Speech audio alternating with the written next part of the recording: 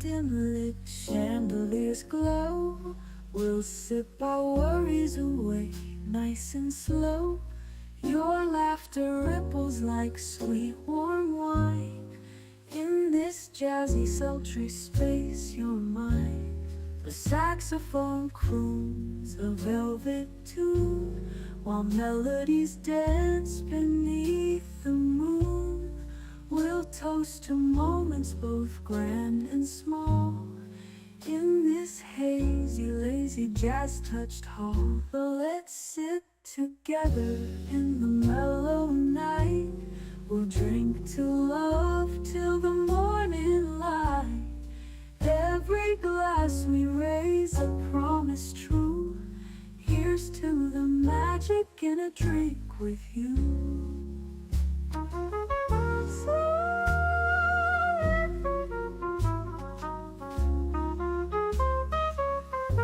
Your eyes, they sparkle with every click. Sweet rendezvous over a simple drink. We'll share our secrets in whispers low, just you and me where the jazz flows slow. The world outside fades into the mist, but here it's our own dreamy tryst. With each sip our worries drift away. Let's stay together till the break of day. So let's sit together in the mellow night. We'll drink to love till the morning light. Every glass we raise a promise true. Here's to the magic in a drink with you.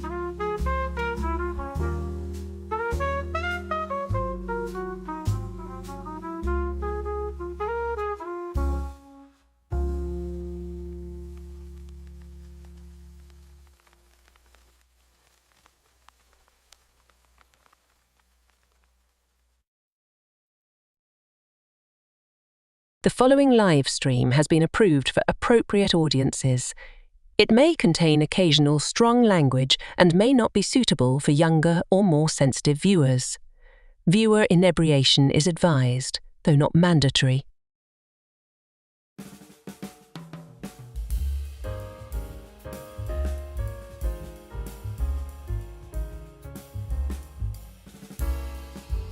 Good evening, happy Black Friday, and welcome back to Last Call. And yes, Black Friday is here, and we're diving deep.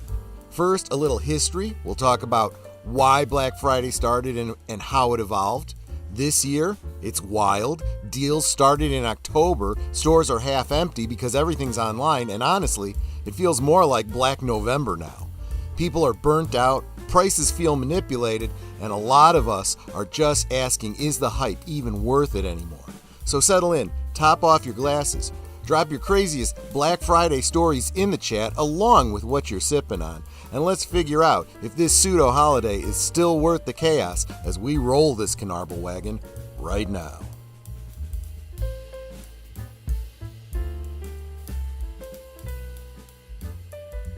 Last Call is streamed before a live audience.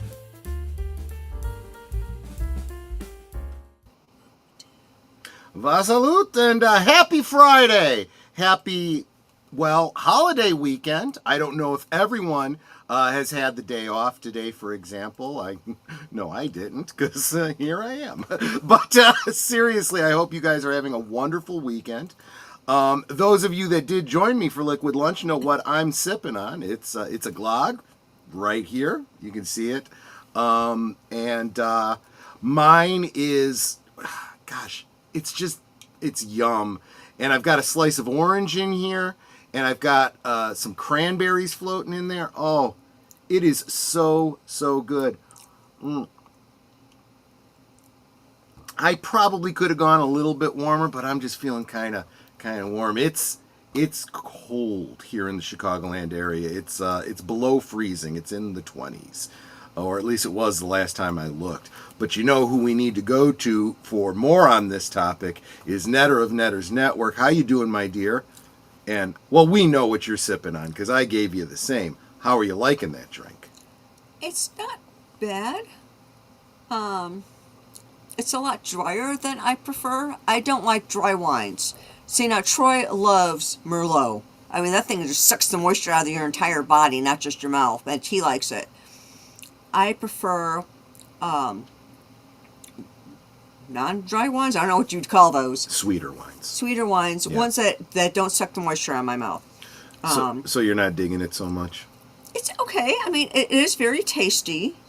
I really do like the addition of the orange in there. It gives it an elevated flavor. I really should have tried this before I doctored it, because it says that it's got some essence of orange in it, and I didn't test it to see how much it had to begin with. I do like the addition of the orange. It does give it a very fresh taste to it, and I think Yeah. it does elevate the wine quite a bit. Now, did you puncture the cranberries before putting it on so they No, can get I probably should have. because then you can get a little bit more flavor of that. Well, in and it, the too. other thing I thought about was, well, I thought, I'll heat it up, they'll burst on their own, but I wasn't thinking, I'm not heating it to boiling, so it's probably not going to burst them. So, next time, next glass maybe. And in fact, I might have to ask you to refill me.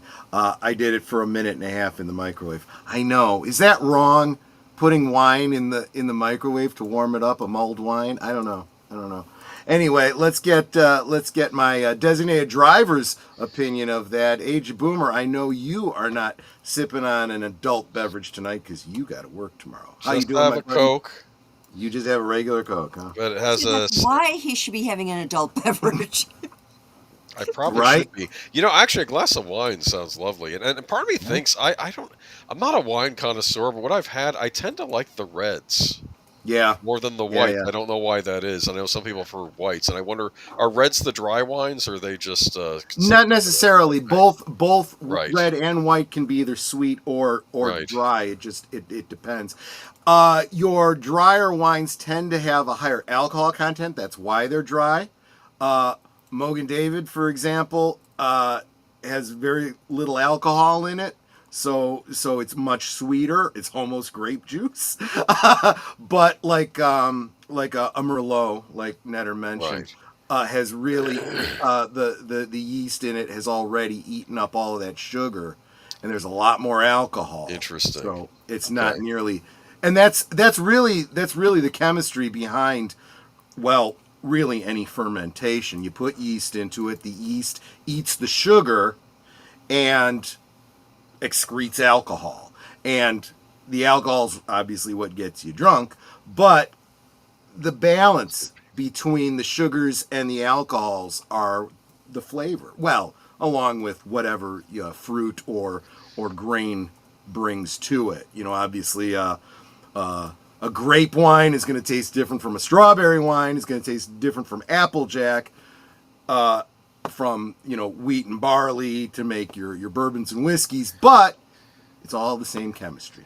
So the more you know. I haven't got all those nifty little memes brought into EMUG, so I can't bring that up, but I would say, in my experience with different wines, that the reds do seem to be drier, at least in my opinion. An occasional white wine, but usually the reds for me seem to be drier. Unless it's a sweet red. The sweet reds are really the good. thing is, when you have white wines, you tend to drink the same ones. You drink the Chardonnays, you drink and the Champagnes. Pinot Grigio. Yeah, you drink the sweeter whites. I mean, I could absolutely get you a dry white wine that would just your mouth, but No, thank you. well, I'd probably only get that to cook with though, because I prefer the sweeter whites as well. Okay, that's enough booze talk. I should be talking about that stuff at Liquid Lunch. Let's get to saying hi to everyone in the chat, starting with Connie Cleary, the bird woman of YouTube. And let me tell you something. The recipes you sent, mwah. Oh, my dear. We tried that shepherd pie recipe you sent today. I had 2 plates of it. Netter ate all she could eat. Wow, that sounds good. Absolutely yum. And it's so filling. Oh, It's incredibly so filling. yummy. I just, I sacrificed all of the leftovers that I would usually put into a turkey soup that I make every year. And I'm like, you know what? I don't need the soup. This is way better. I was just Yeah, so boom. basically, the carrots and potatoes I had used in the around the turkey because it gives it some extra Yep, flavor. Since they were already softened, I used those. I did boil some came extra out perfect. potatoes Came because out Troy perfect. knows me. I love potatoes. It's my favorite veggie. What Netter doesn't realize is, although I mashed the potatoes, I missed one. So in one of the plates that she gave me, I had a whole solid potato. Just luck of the draw. Just luck of the draw. Didn't look at you and put on a top hat and start dancing. Oh, that's Mr. Peanut. Never mind. Okay. Hello, my baby. Hello, Hello, my my honey. baby. Hello, Hello, my my ragtime ragtime gal. gal. JBRPH1 dropping the members emojis because he is a member. Just like everybody that I've mentioned so far. You are all the regulars. Love you guys. This You guys literally do keep the lights on. Speaking of membership, Netter says that I got a membership drive going, and that is absolutely true.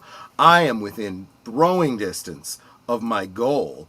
I am trying to get to 100 members by the end of the year, and I am seriously almost there. This has been a great week, thanks to some generosity from some wonderful members trying to help me grow this family of ours. Thank you guys so much, because for as little as $2 a month, you can be a member and you can help me keep the lights on. I'm not even kidding. This is my full-time job now, guys, and I love it because I get to spend my time with you. It's almost like not working, but I still got to earn a living. So thank you guys so much for all you've done. Gifted memberships are welcome. Absolutely. They are the lifeblood here because, they talk about AdSense.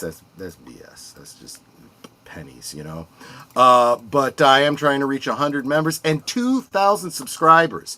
Honestly, guys, I am blown away that memberships are easier to obtain than subscribers, and subscribers cost nothing. Nothing. I've started putting on you got to be a subscriber to comment, but I think everybody that's coming here is already a subscriber. So just saying, help me get this stream out to other people. Let your friends and family know that this is a channel to subscribe to. Get some eyes on this to the best of your ability. Films with Friends raid, thank you so much, Big Al, and I'm assuming deleted scenes eventually. I hope you guys enjoyed the movie. Have a great stream. Happy Black Friday. Happy Black Friday, as I called it, the pseudo holiday in the monologue. Mark Daly, good to see you, my friend. He says, Friday night, slow jazz time. Yes, that's on brand for me. He gives his customary greetings from the Panhandle of Florida, a.k.a. South Georgia. Let's see here. Saying hi to each other, which is always really, really cool.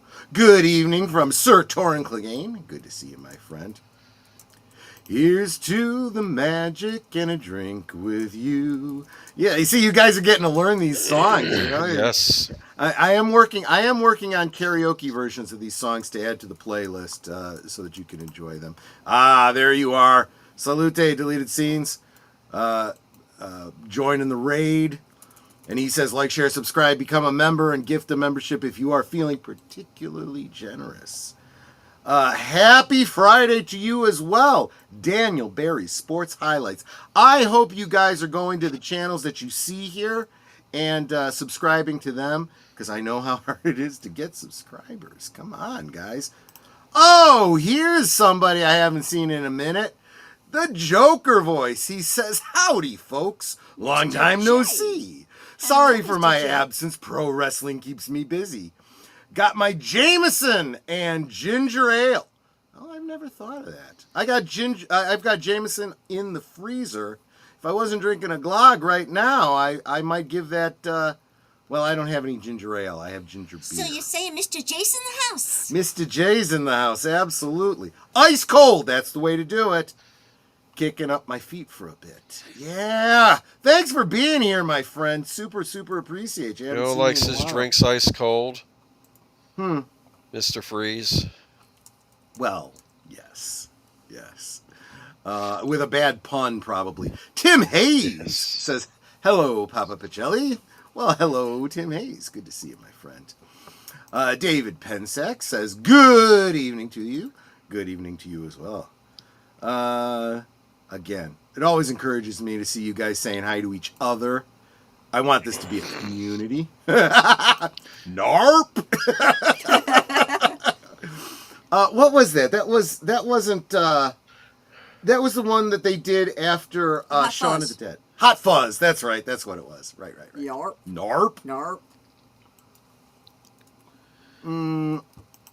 Okay. Tim Hayes is just keeping hydrated.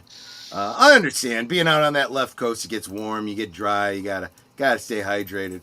My first Black Friday at the desk wasn't that bad. I imagine Sunday and Monday are going to be real bears, though. Okay.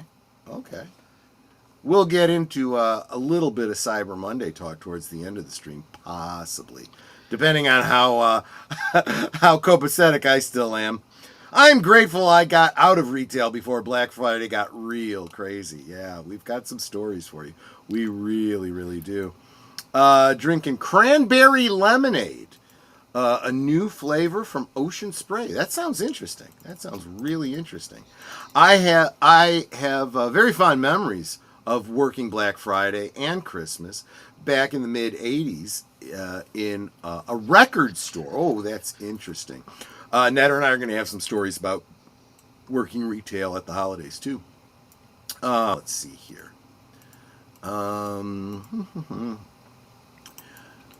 You're welcome, Troy and Netter. Happy that you enjoyed it. Yeah, we haven't had a chance to try the other recipes yet, but, we're getting there.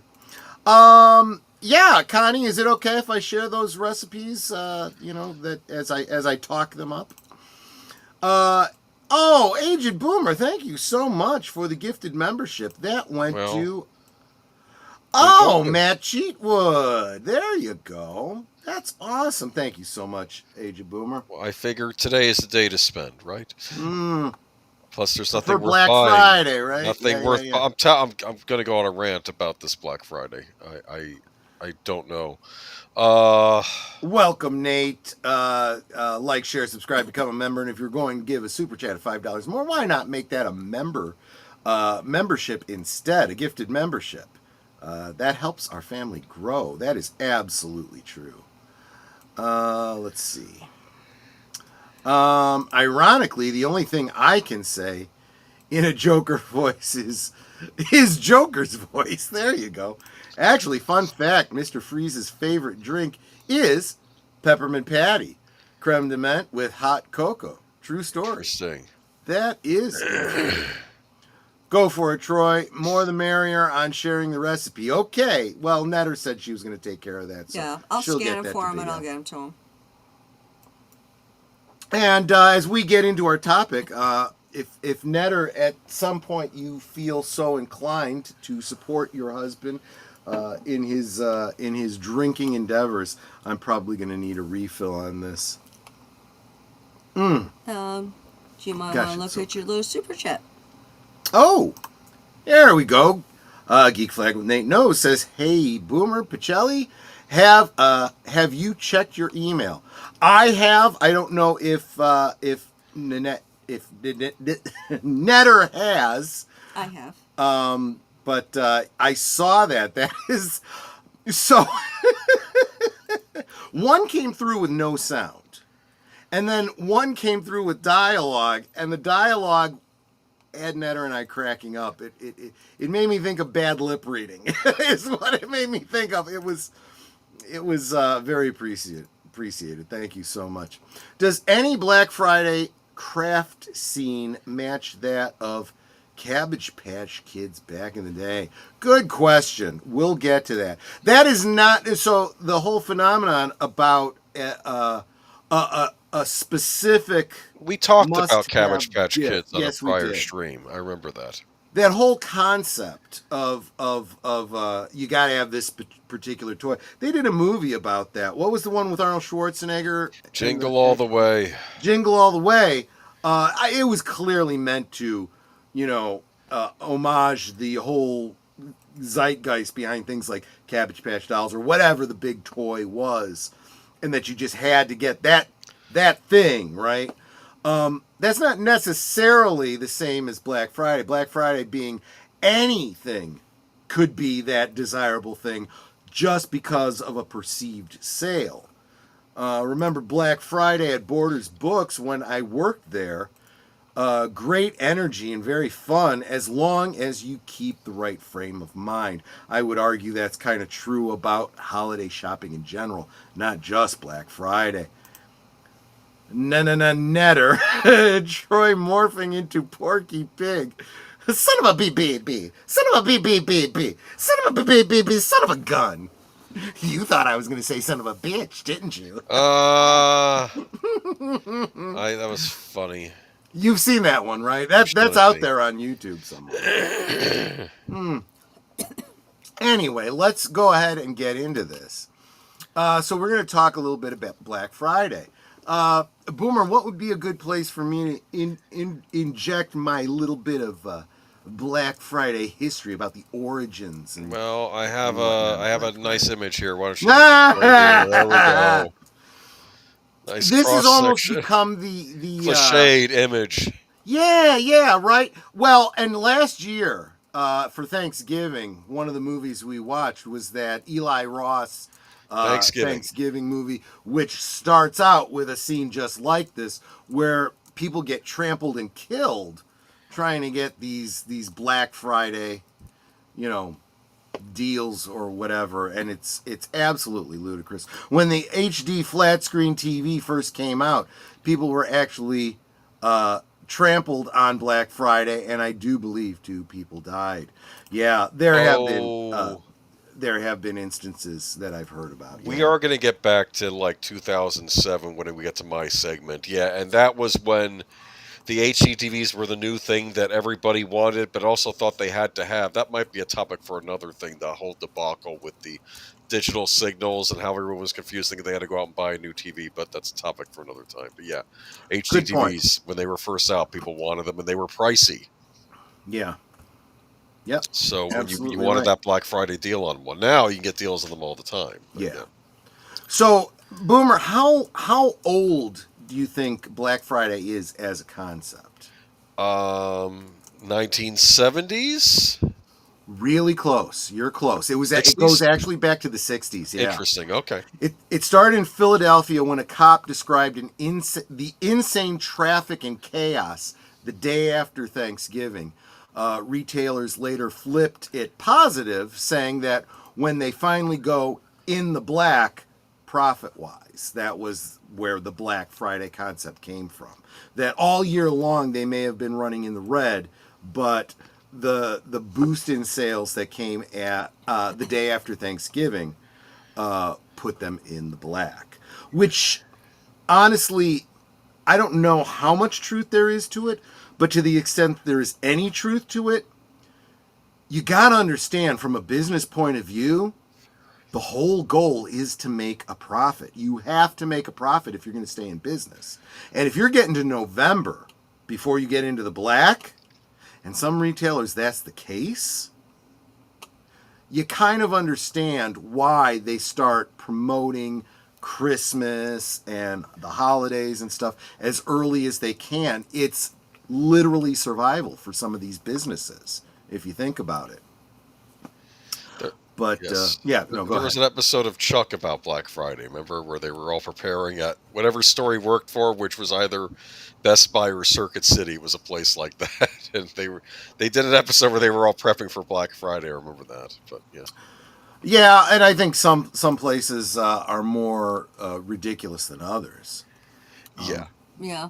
What were you going to say now? Oh, I was going to say, I remember when we worked at Carson's. Yeah. And we would have, because it was Black Friday. How long ago was that? Let's see, it was before we lived here, so 20 years ago at least. Wow, 20 years ago. Yeah, Okay. because we worked there when we lived in the city. Right. So that was a little over 20 years ago. North side of the city, Yeah, Carson Peary about Scott. 25 years ago, I want to say. And more like 22. And we would get, and I'm not disparaging anybody here, but the Jewish people, because they would be having their holiday meals coming up, would come in on Black Friday. They would get the pants at the expensive ones, and they would buy 2 sets, and there would be multiple families. So it's like, if I worked on commission, dang, I would be in heaven. But so there'd be like 3 or 4 families together, so they'd buy 2 sets each of these really expensive pant sets. They knew they had 90 days to return them. Mm-hmm. So they would buy them when they were on sale. Yep. for Black Friday, use them for, like Hanukkah and all that. And they're different upcoming meals. I don't know all their religious meals and all that come out. But they would use them and then return them right after the new year, because they're well within their 90 days, and get all their money back. And I found out from someone, I think I asked someone once, I was just like, do you mind if I ask, I know you buy the pans and then you return them. Can you tell me what's going on with that? Yeah. And they're like, well, we need to keep kosher. And so why we buy 2 is we have one for one, like the things that were like creams, and things that got milk, cheese, dairy, whatever in it, and one for meats. They cannot mix when we're cooking. So we buy the pans so that we are ensured that no pan we have has ever been used for dairy or for meat. It's totally separate. And I was like, okay, that's interesting, because I know nothing about the culture. But I thought it was rather clever that they bought it on Black Friday, and then once they finished all their holiday prep, they returned the pans. Because you get good sales. I mean, these were like $700 pans, they're getting for like $350. So some people do this as just because it's a culture thing. They need something like that for their holiday preparation. So I thought that was rather clever. And they were always very polite, very nice. The cleans were probably cleaner when they returned them than when they bought them. Funny. So before I go to Nate's comment, I am going to say I think Glog, this particular brand, I think is going to become a holiday mainstay for me. Netter, would you be willing to give me a minute and a half on that in the microwave? Here, why don't you start working on this one? Oh, and Netter's cup. I did drink about half. Yeah, you did pretty good. Netter's, you probably can't see this even if I went big, but this is one of those glass mugs, Batman Forever. Which I believe was a McDonald's glass. I had one of those. I can't remember. It's hard to see. Oh yeah, it is McDonald's. It's got the M on the bottom. I have the Riddler one. I'm trying to remember now. I might still have it somewhere. I don't know. This one is specifically the Batman one. Yeah, because they had a Robin one. They had a Riddler one. Did they have a Two-Face one? They must have been Two-Faced, yeah. Yeah, they had a Two-Face. They had a Riddler and a Batman and a Robin. I think those are the 4. So Nate says, has anyone who still works in retail and worked in... as someone who still works in retail and worked retail as a manager for a mom and pop electronics and video store, Black Friday was when they made the most money. Yeah, I don't begrudge a company making their money. You make your hay while the sun shines, right? Chuck worked for Buy More. That's right. What was the blonde girl's name? I really liked her. Yeah, she's good. But Mr. House Party, haven't seen you in a minute. Actually, if you like that actress, she was in I, Frankenstein, which I've recommended to you. It's by the Underground I, guy. Frankenstein. Yes. Okay, I'll have to check that out. Yes. But what was I going to say? Geek Flag had the Riddler and Two-Face, so there you go. Confirmation that it was the I might have had 2 too. I might still have them somewhere. I don't remember getting rid of them. Mark Daly has the whole set, and Joker Voice, who of course is going to chime in on this topic. Batman Returns is a fine Christmas movie. You're absolutely right. You are absolutely right about that, Mr. J. Absolutely true. Yvonne, I'm going to ruin this. There was a girl in grade school that I had a crush on. Shahovsky? Strahovski. Anyway. Yeah, it seems right. And welcome, by the way, Lester San Jose, Skeptic Tank Obsessions. Good to see you, my friend. Actually, now I don't even know what your YouTube handle is anymore because we don't get to see it. Black Fridays were brutal, whether brick and mortar or online retail. Somehow in my retail career, I got lucky. Ooh, I can see it. A minute and a half? Yeah. Wow, you see it's steaming. Ooh. I think I did not work that many Black Fridays, or if any at all. I did work a couple days after Christmas. Those are not fun. You know why? Yeah. Those are Why? return days. Everyone's returning their stuff they got for Christmas. I got really good at doing returns. Yeah, you're absolutely right. But somehow, yeah. Tim Hayes, we will touch on, or at least I plan to touch on Cyber Monday by the end. Yeah, in the wrap up. Yeah.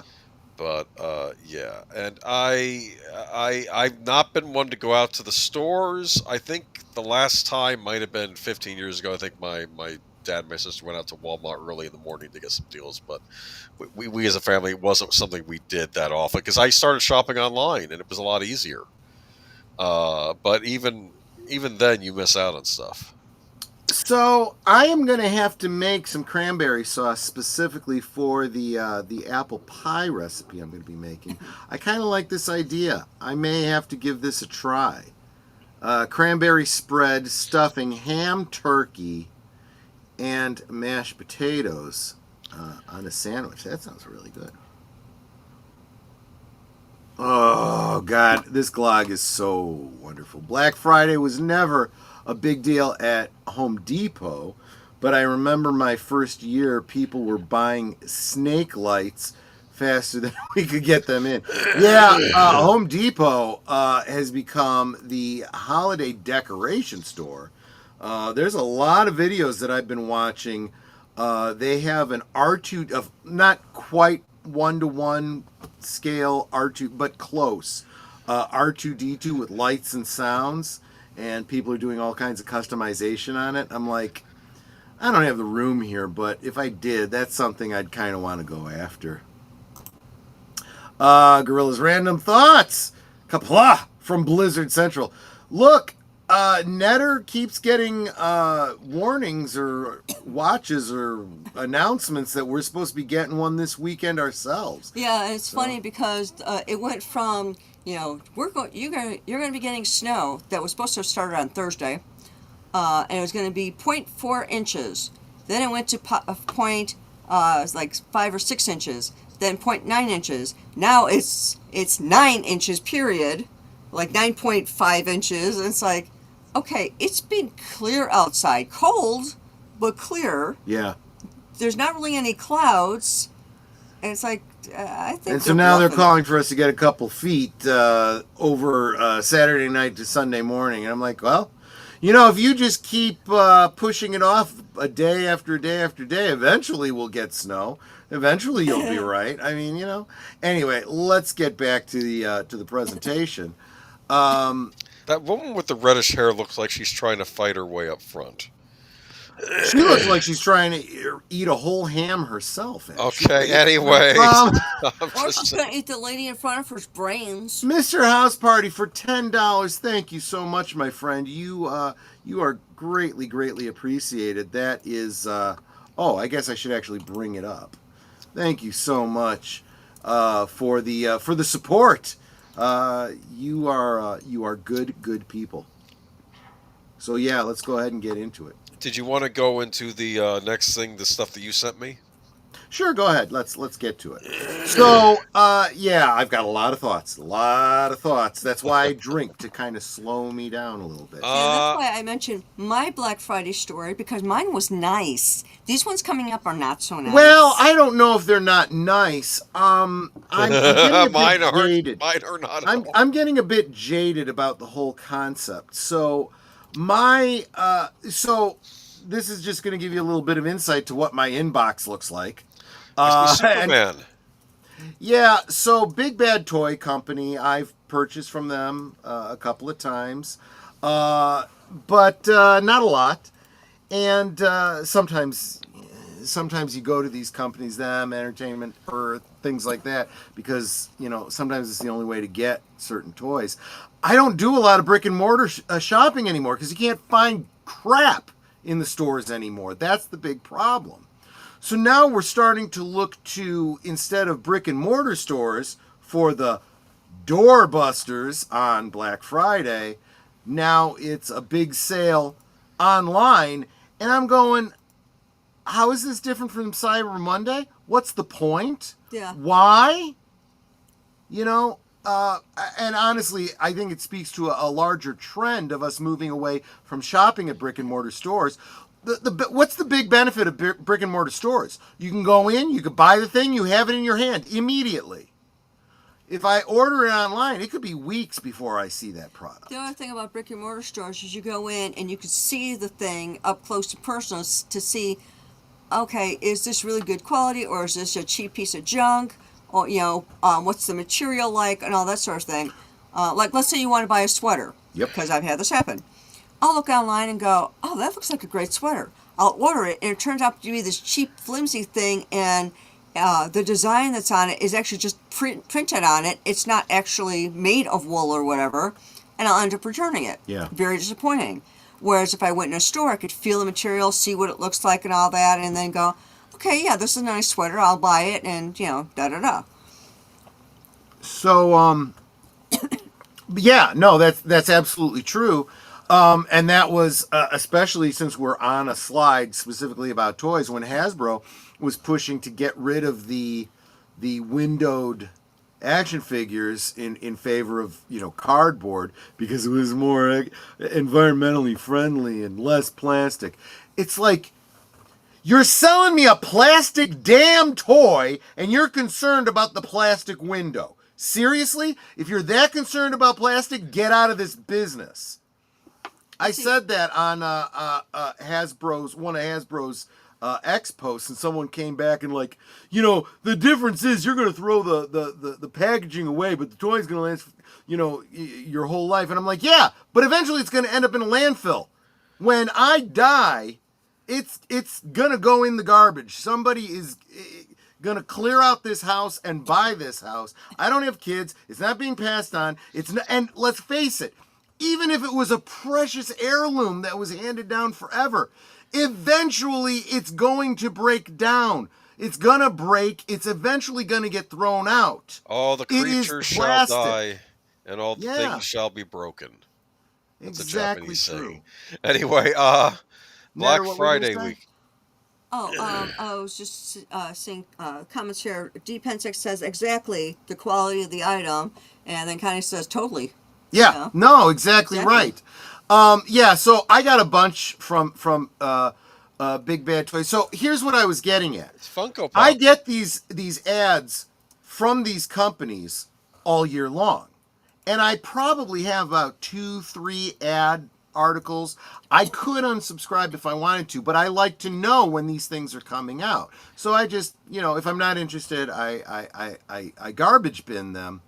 But I saw a huge influx about a week ago.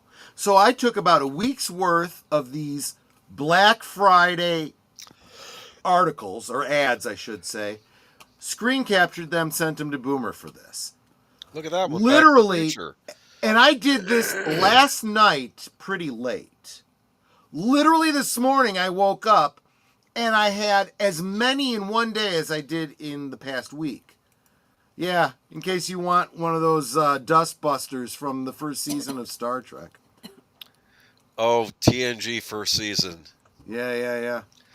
Oh, don't get me started. For $349.99, that's a real deal. Guys, I'm telling you, for that kind of money, we used to buy resin model kits that you could put electronics into yourself.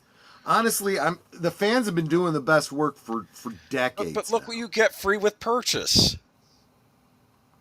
I don't care. Persis Kambata. Yay. There you go.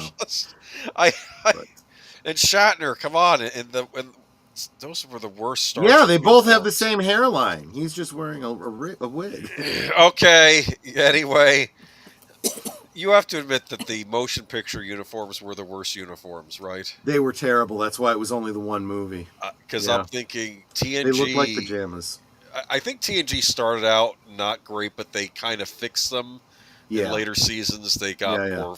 They fit better later on, so Yep. they kind of worked out the kinks, and I thought they were fine after that. But yeah, here's another one. This is This was literally Google Shopping. You get an article like this, and this is so generic. It's like you'd think Google would know exactly what I buy and exactly what I like, and it's like, nope.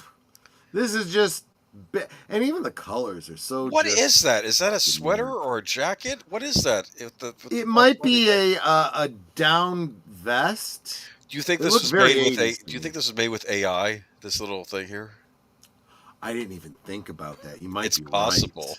because it looks so Jean generic. jacket? Yeah, it's just a puff jacket, Yeah, but it's a thin puff jacket. yeah.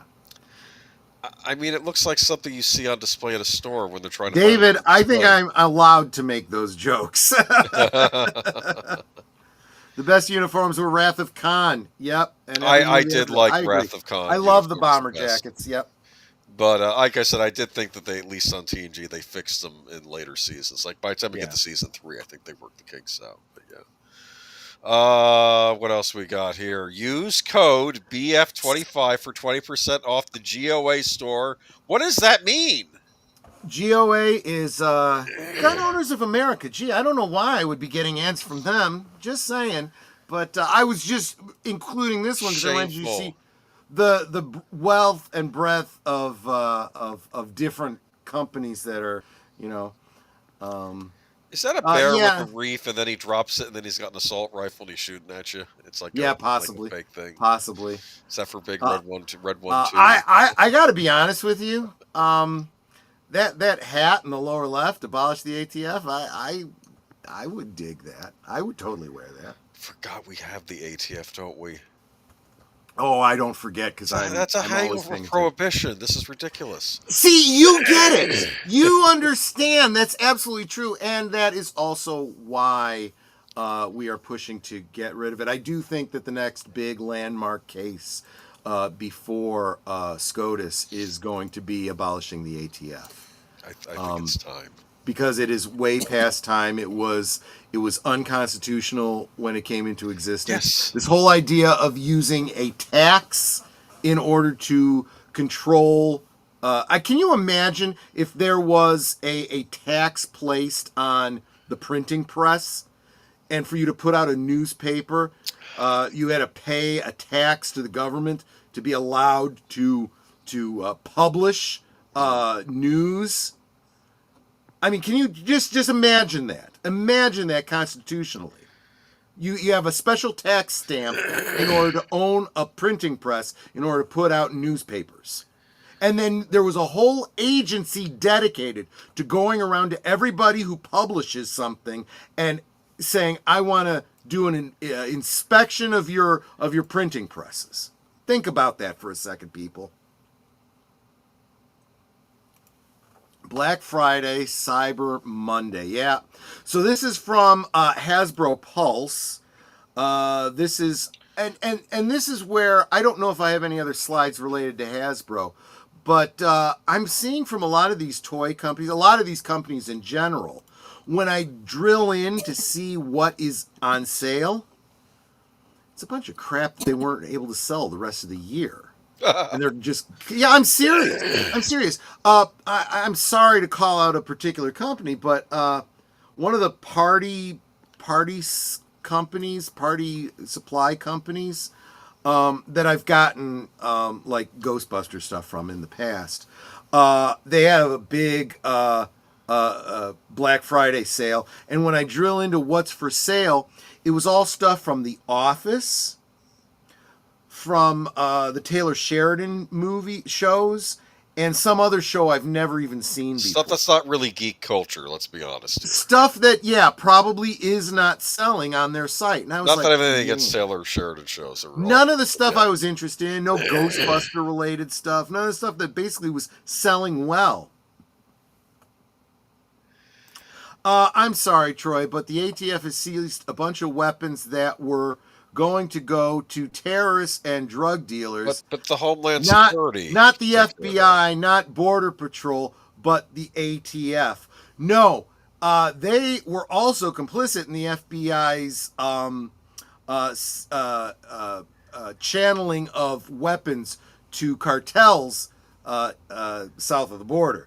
ATF also loves to shoot your dog and you when they show up at your house. Just saying. Oh wait, Troy, that was you'll the- love that. You'll love the mat on the front door. It says, "Come back with a warrant." Yeah. You're absolutely right. And in fact, you get a mat like that, and I can say, "Who is it?" It's ATF. Read the mat below, please. You could have saved yourself some time. Yeah. I know you're serious, Troy, but it still sounds funny to hear it's just crap. You're not kidding. Maybe one or two things not selling might be worth buying. Yeah. No, it's absolutely true. I am not kidding. I am blown away. And the same thing, that's why I was saying, same thing with Hasbro. I'm seeing a bunch of Marvel toys that just, they're old toys. They're not anything new. And I can't believe that anyone bought them in the first place. Some Transformers that, I can't speak to Transformers. I don't know. And like a couple of G.I. Joes that are 6 months old. They're trying to clear out their stock is what they're doing. Moving on. Anyway, what else? So here is literally, that was just a clip of my email. Every single one of those is a Black Friday. Is a Black Friday ad, and without exception, it's crazy. And like I said, after I got this clip and after I did those screenshots, I cleared those out. I put them all in my in the garbage. This was last night, late. I sent it to Boomer, and then the next morning, almost all of those were reproduced as new mailers because, well, I guess because it was Good Friday. It's like, oh, I guess we need to remind everybody about the ads we sent them over the past week. It's crazy. It's absolutely crazy. But this is what happens when you make things worth buying for Christmas. Crowdfunding projects are overpricing other items. Yeah, that's true. Yeah. But so this is this year's Black Friday. Game sale wise, not great. Marvel vs. Capcom collection for Switch or for PlayStation 4, you get it for $15. That's a good deal. If y'all in the chat have either of those systems, you get all the Marvel Capcom games, and there's some other stuff, but I'll nothing tell you that what, interested me. If they were smart with their marketing, even the game companies could be really smart. Look, it doesn't cost them anything, especially companies like Steam, right? Where there's no physical product. You can give like some deep discount, 50%, 60, 75% discount for one day, 24 hours. No exception, right? You get a bunch of people coming, looking, buying things they wouldn't have otherwise bought. Look, this is key. Buying something they wouldn't have otherwise bought because you dropped the price so much on a specific day, right? Now you've got them, right? And if they like the game enough, they'll want to buy the sequel. Maybe they'll buy some other games too. That's kind of the whole idea behind this. Black Friday, the sales of Black Friday, they have like 3 TVs that are, deeply discounted. So everyone is breaking down the door trying to get those 3 TVs. When they're gone, they're gone. But once they're in the store, they still have to do their Christmas shopping. So maybe they pick up some other stuff too. That's called a loss leader, right? You take a loss on this so that maybe you get a bunch of other people buying other overpriced things or things at regular price that they wouldn't have gotten because they wouldn't have been in the store that day. It's even a better deal when it's a downloadable, cost nothing to you, wouldn't have bought it anyway, but now we got at least 25% of what it would normally go for, which is better than zero, you know? And they're not out anything really. That's actually kind of brilliant. There was an article that we did a while back about some I think it was GOG was doing giving away a bunch of free games for 24 hours. Well, I may as well get them. They're free. If it's free, it's me. And it's like, oh, maybe I'd be interested in getting the sequel to this game. It's only $10. Maybe I will. I don't know. I mean, Geek Flag says video game sales for Black Friday hasn't been the same since the invention of Cyber Mondays, and most of the games are digital now anyway. It's a problem that a lot of games are digital now. That's why it's rare when you see stuff like Capcom, like Marvel vs. Capcom, which was a big release last holiday season for $50, and now it's down to $15 now. But well, my thought on that is why was, and we'll get into it a little bit later, but why was Cyber Monday ever a thing in the first place? Why? I don't know if it ever was. Well, the reason was, and I can tell you, I can speak to the origins of Cyber Monday. It was after Black Friday. They realized there was a trend for people to go into the office after a 4-day weekend, right? They weren't quite in the work spirit, and they started doing some Christmas shopping on Monday. And they're like, okay, well, if there's going to be this trend of people starting to look online, as online shopping was becoming a thing and indeed becoming the norm, they were like, well, let's take advantage of that. Let's make a special sale for, we'll call it Cyber Monday. Following a trend that already existed,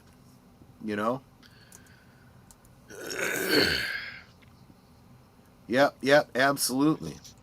Amazon was big, yeah. Amazon was big on it because Amazon was what?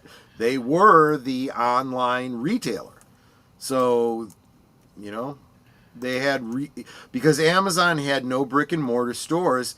Everything was online, so they created Cyber Monday to be their Black Friday. I would say they created it taking advantage of a trend, but you're not wrong. I mean, there were some deals going on now. Like if you're a fan of the old school Final Fantasy games, you can get 1 through 6 on sale for Switch or I think PlayStation 4 for $40, $39.99. It's not bad for that collection because these are like retooled, remastered versions of those old 8-bit games with full orchestrated sound and stuff. It's not bad, but it's stuff I already have though. I don't know, like none of the newer stuff went on sale, which I was kind of surprised at. Like the only one that went on sale was Sonic Crossworld something, and cheapest I saw that for was $30 on Walmart. But then if you want to get the DLC season pass with all the extra characters, that's another $30. True. So it's like that's what I'm talking about. It's nickel and dime. I'm getting tired of it. It's kind of like the drug dealer. The first one's free, but then you pay through the nose. The physical game I'm buying, I shouldn't have to. I hear you. I know SpongeBob costs money, but still, $30. Oh. He's one of the bonus characters. You could have SpongeBob. Why don't you the Hedgehog. Why don't you take it away, Agent Boomer? You've got a rant coming up. Yeah. What was this one? I grabbed this one because I don't even remember what company this was for, but I saw they had this countdown thing, and I was like, oh my gosh, seriously? I thought that was so funny, so I wanted to grab a hold of that. See all the deals, explore the offer, Oh, I'm sorry, can I bring up Geek Flex? Mm-hmm. Latest Assassin's Creed, 55% off because no one's buying it. That and Star Wars Outlaws. Those things are like $20 or less. They can't get rid of them. Those Ubisoft titles. It's not a great deal if it's not something you want at all. Yeah. And I look at stuff like that and I go, I didn't want it for that price. I don't want it for this price. I don't think I'd even want it. It's not worth the baud rate and the download just for free. It's just not worth it. Not worth it. like I had made a joke a few weeks ago how Nintendo was releasing Super Mario Galaxy 1 and 2 pack for $69.99, and people thought that was outrageous because usually their games on the regular Switch were $59.99. And I told people, look, just Hmm. wait till Black Friday, they'll shave $10 off. It's Black Friday, they didn't shave $10 off. Nope, So I'm like, it's like, no, we're not going to do it's not that. worth it. It's not worth it. Okay, and let I me I just thought see. you guys. I've been getting this one over and over again. So again, I want to get back to the This is thing that funny. I cannot believe. I don't know what their sales are on this, but they push this at the holidays. It's a wine advent calendar, and it's these little single serves of wine in a box that you know, for the month of December, Why you is drink a it different one every wine? day. Because the company is Star Trek Wines, you Okay, know. because I thought it was Uh, Picard themed. well, see, that's the other interesting thing. They do have Chateau Picard, you know, with now keeping in mind there is a real Chateau Picard, but this is the Star Trek Wines branded Chateau Picard, as in the fictional Picard, not the real world Picard winery. And if you look at the wines that are in there, it's mostly all the new Kurtzman Trek related stuff. I kid you not. It's all branded for Awful. the new Kurtzman stuff. And it's like, this is all stuff I don't want anyway. No, not necessarily. I'm not poo-pooing the company, Tim Hayes, because I have well, the reason I get, you know, mailers from them is because I have patronized them. They put out a Klingon blood wine. I got two different styles of Romulan ale from them, which I've been promising for a while to do a taste testing on a future Friday stream. I got Cardassian Canar from them. They had are they the ones that did the Warnog, or was that a different company? There was a different company before Star Trek Wines got the rights to do it. Um, and there was, did they have a Saurian? No, Aldebaran whiskey. I got an Aldebaran whiskey from them. So they've done the classic, you know, Trek boozes, right? But like I said, they're trying to capitalize on the Kurtzman Trek, and I'm just not buying. I am just not buying. Oh, and they've had Captain's Table, you know, Select, and you know, commemorative coins that go on the bottle and stoppers on top and stuff like that. It's just, whatever. I think they're still trying to sell all of this nonsense, like the streaming, for lack of better word, the woke nonsense. They're still trying to sell it, but they can't because the audience upchucked it up on them, and now we're just waiting for them to get it out of their system so we can get Yep. back to normal stuff. That's what it feels like, and it's going to be a while. You only need that wine box if you're trying to force yourself to watch STD or any of the other bad reboot Star Trek. Yeah, absolutely. You know, it's funny. I didn't think about it until just now, but I wonder if it's possible that the reason there's so much of that Kurtzman Trek related wines in here is because it's not selling. So they're putting it into these little individual things and trying to sell it as a holiday thing. That would be on brand for what we're talking about in relation to this whole Black Friday thing.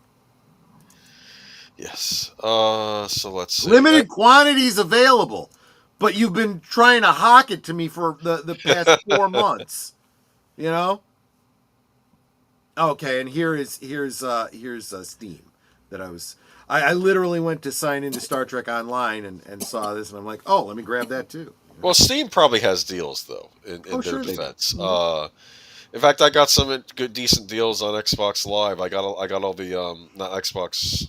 Sorry, the In store. fairness to Steam, they've got good deals like all the time. You just Yeah. kind of have to pay attention. So Unlike it's not, Xbox, which has deals sometimes. But I got a lot of the Atari recharged games for cheap. They are kind of I want to say like modern remakes of classics, but still done in a simplistic style, if that makes sense to you.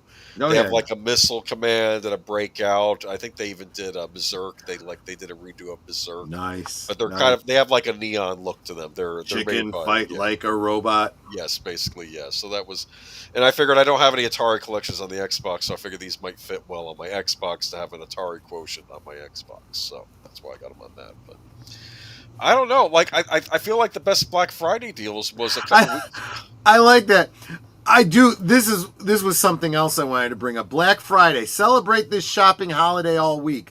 And the note on that is admittedly loose use of the term holiday.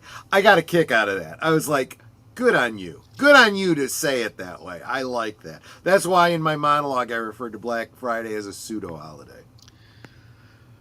I don't know though, but when I felt like years ago it was a much bigger deal. Now, and of course, another problem is what was another big thing I would buy on Black Friday? Movies. And the trouble Yeah. is, a lot of modern movies and TV shows and things you would buy in the past, I think people are so used to just going to streaming and watching them that there's no longer a special reason to get it Right. DVD or Blu-ray. Plus, a lot of the movies coming out this past year not been good. Let's and the physical media that people want, they are actively seeking, and they're less concerned about the price than I must have that movie, I must have that on my shelf. Well, I did put in a family request. I'm going to get F1 on Blu-ray for Christmas, and it was on sale for $10. So that's a good price for a relatively new It's movie not a on bad Blu-ray. price, yeah. So, and I was a big fan of that movie this summer, but like a lot of the other stuff, like the latest Jurassic World. What can I say with the latest Jurassic World? It wasn't as bad as the prior one, but it still wasn't great. I mean, it's just it's. Uh, You know, they can make all the sequels to Jurassic Park that they want. They absolutely can, but they're so preoccupied with the fact that they can. They don't ask themselves if they should. if they should, yes. Well, I think when they get away from the fact that it's a theme park, that's when they get into trouble. Yeah. Michael Crichton liked doing stuff about theme parks. He did Westworld was another one of his. Yeah, that's And I absolutely think when true. they get rid of the theme park aspect, I lose interest. Like I loved the first Jurassic World because it took place in an actual Jurassic World theme park, like SeaWorld, but with horrible dinosaurs in it. You know, that's what it was. Absolutely I true. mean, that's what they set up. CluuStudio stops in to say, Troy Boomer Netter, happy Black Friday. Happy Black Friday to you as well. We are digging into this whole craziness of Black Friday. Yeah, in fact, we got a really great Black Friday special going on right now. You too can become a member for only $1.99 a month and get count 'em, 4 movies. Oh, God. And we feel so Full good about disclosure, this that is the deal. We're regular going to price. offer it She's all just the making time. a joke. Yeah, she's just making the joke. You know, don't. Well, I made an argument. I didn't It's deplete. special. I was able to buy a membership because I didn't get my funds depleted because it's not worth buying. It's like the sales are terrible. Streaming is cable 2.0. It's kind of true. It's kind of true. And like so many other, so-called upgrades, it's worse. How Just can I put saying. this? When you would buy a DVD, you felt like you were getting something more than what you would watch on cable, and I don't know. Now if they're Now doing they're doing hybrid dinosaurs. Body with a T-Rex head and pterodactyl wings. D&D Dragonsaurus. Yeah, There's exactly. been a big problem with all the latest Jurassic. They have to have like these artificial dinosaurs they make now to make it seem worse. Like this one had the freaks that they had to get rid of in their R&D, so know. they put them all on this island. Anyway, time to move on. CluuStudio, yes, I agree with you. She absolutely is. Just ask Mark Melnikoff. He'll tell you. But I also want to be upfront with everybody. I don't want to mislead anyone. The only thing special about Black Friday is we're in the middle of the holiday season, and I am trying to reach a goal of 100 members by the end of the year. And you can become a member for as little as $2 a month, good. or you can That's a good gift a price. membership to a friend for $5, and that would get me that much closer to the goal. I say that because I know that CluuStudio is a faithful member, so he is already a member. Anyway, I'm looking forward to getting to what you are talking about. in relation. That's okay. Oh, what the heck is this? Biggest drop of the year is here. The drop. Oh, Suno. The reason I dropped this one, no pun intended. The music you love from I love you guys talking about the literally dropping, because you're singing along with the openings and the closings. I did those on Suno, and they're trying to get you to become a member and upgrade and all that kind of stuff, and I just thought I'd share that with you to kind of show you. It's toys, it's Star Trek, it's wines. It's I'm surprised I didn't get one from Binny's, the booze place, but the 2A community, and here the AI community as well. I forgot to mention the streamers aren't having deals right now. Clue, you didn't have to do that, but I super appreciate it. Thank you so much. He gifted a membership to Holly of Latino Slant. Thank you so much, Clue. I super appreciate that. I wasn't hinting for all you. These good people. You guys that are such big you guys that are supporting me all the time. I feel like I'm bilking you guys. I don't want that. But thank you so much. Your generosity means so much. Yeah, I know. I really do. I do.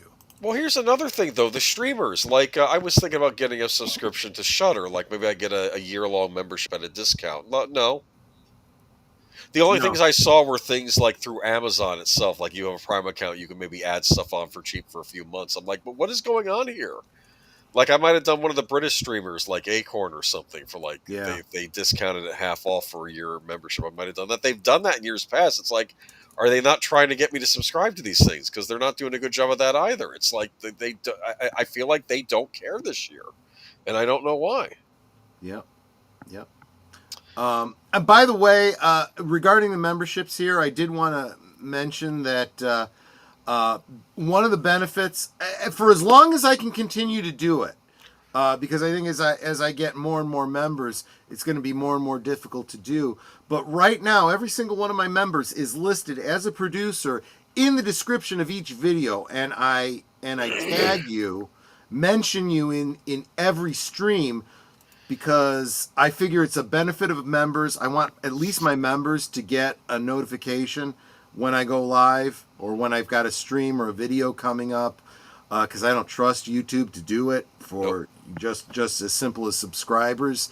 I'm not trusting YouTube with the membership right now. It's only showing 1 of the 5. Well, yeah, there you go. But so you guys can see how close I'm getting to that 100 members. Getting really, really close. Okay. I mean, if you actually want to sit and count it. Anyway. But yeah, so I wanted you to see that the company that does the music for my streams, it also kind of gives you an indication of where my money goes as I'm trying to make these streams and videos for you guys. Get a discount now. In theory.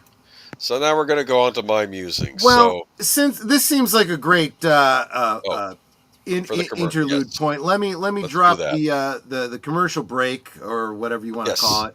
Let you guys know what's coming up for the next week, at least right here on my channel, and we'll come back on the other side. Be right back.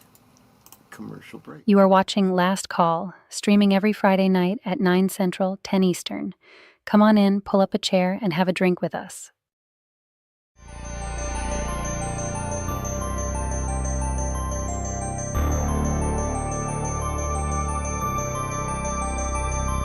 This week on Saturday Night at the Movies, the world is beset by the appearance of monstrous creatures, but one of them may be the only one who can save humanity. Bryan Cranston and Ken Watanabe star in the 2014 relaunch of the kaiju classic Godzilla. This Saturday night at 9 Central, 10 Eastern on Netters Network. Every Sunday evening, Aged Boomer and Last Call with Troy Pacelli bring you the rundown of the week's geek news, or at least what they think is interesting. You may have heard about it elsewhere, but Boomer and Pacelli spin it like only two old geezers can. It's Geeky Geezers, every Sunday evening at 8 Central, 9 Eastern.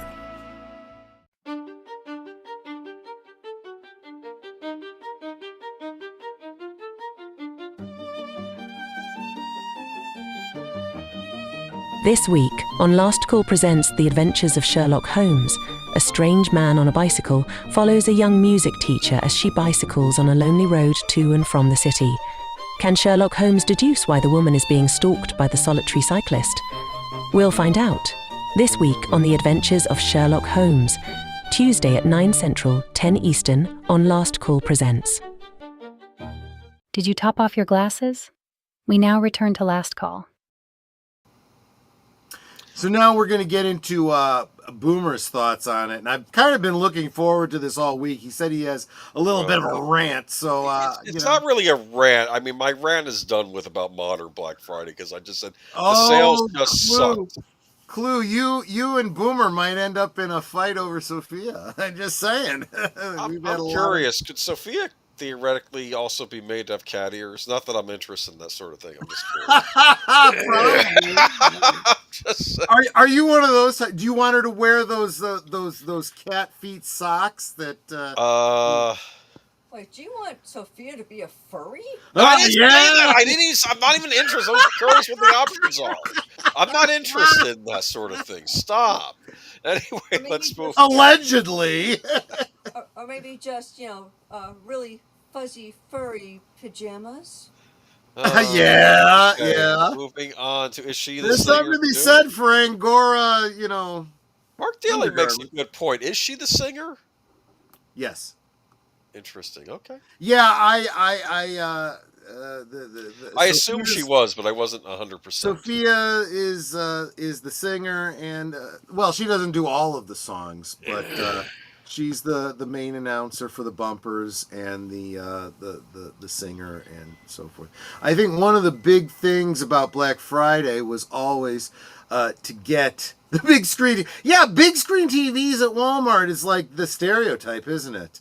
My dad tried to do that, but gave up when they made everyone wait in a long line to buy one. Yeah, that's the other thing. That old doorbuster concept and whatnot. We do have a microwave back there. I didn't have to go upstairs. Oh, fair enough. So I'm on my third glog. Oh, my goodness. So we're going to go... 2.5. 2.5. Okay. We're going to go back to Circuit City on Black Friday via 2007. Welcome to Circuit City, where service is state of the art. I remember that. Yeah, see, I know my stuff. Did you used to shop at Circuit City? I'm just curious. Not really. I think I might have bought a TV there once. I may have bought some computer components there, but not avidly. I bought a TV at a Best Buy once. Did I ever tell you what happened? I bought a TV at a Best Buy, and they were like an hour away from my house. Bring it home, a Daewoo flat screen, open it up, and there's a big hole in the front of it. I'm like, great. Then I got to pack it up, bring it back to the store. And you know what I learned from that? Huh. You buy something like that, and it's an hour from your house, check inside the parking lot to make sure nothing's messed up, okay? Oh. That's all right. They gave me the other one they had in stock. They offered me a discount. Oh, if you want it, I could make it a discount since it has a hole in it. No, just get me another one, please. Thank you. That's okay. Wow. Circuit City, though, on Black Friday 2007. Now, these are accounts taken from the site called Cheap Ass Gamer. Are you aware of Cheap Ass Gamer? This sounds very familiar to me. It is a website I used to go to back toward the end of the GameCube era, mid 2000s, mid aughts, when they would announce and they would tell you what all the big deals were going to be around Black Friday.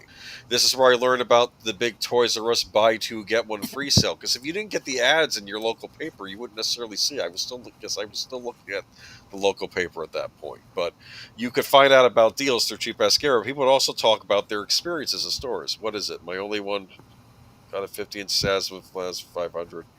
When they were normally twice that.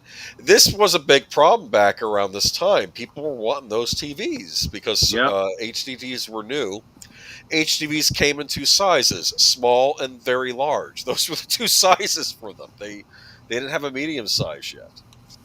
I do not remember Federated Group. They were like Circuit City before there was a Circuit City, but it was mainly to buy Nintendos.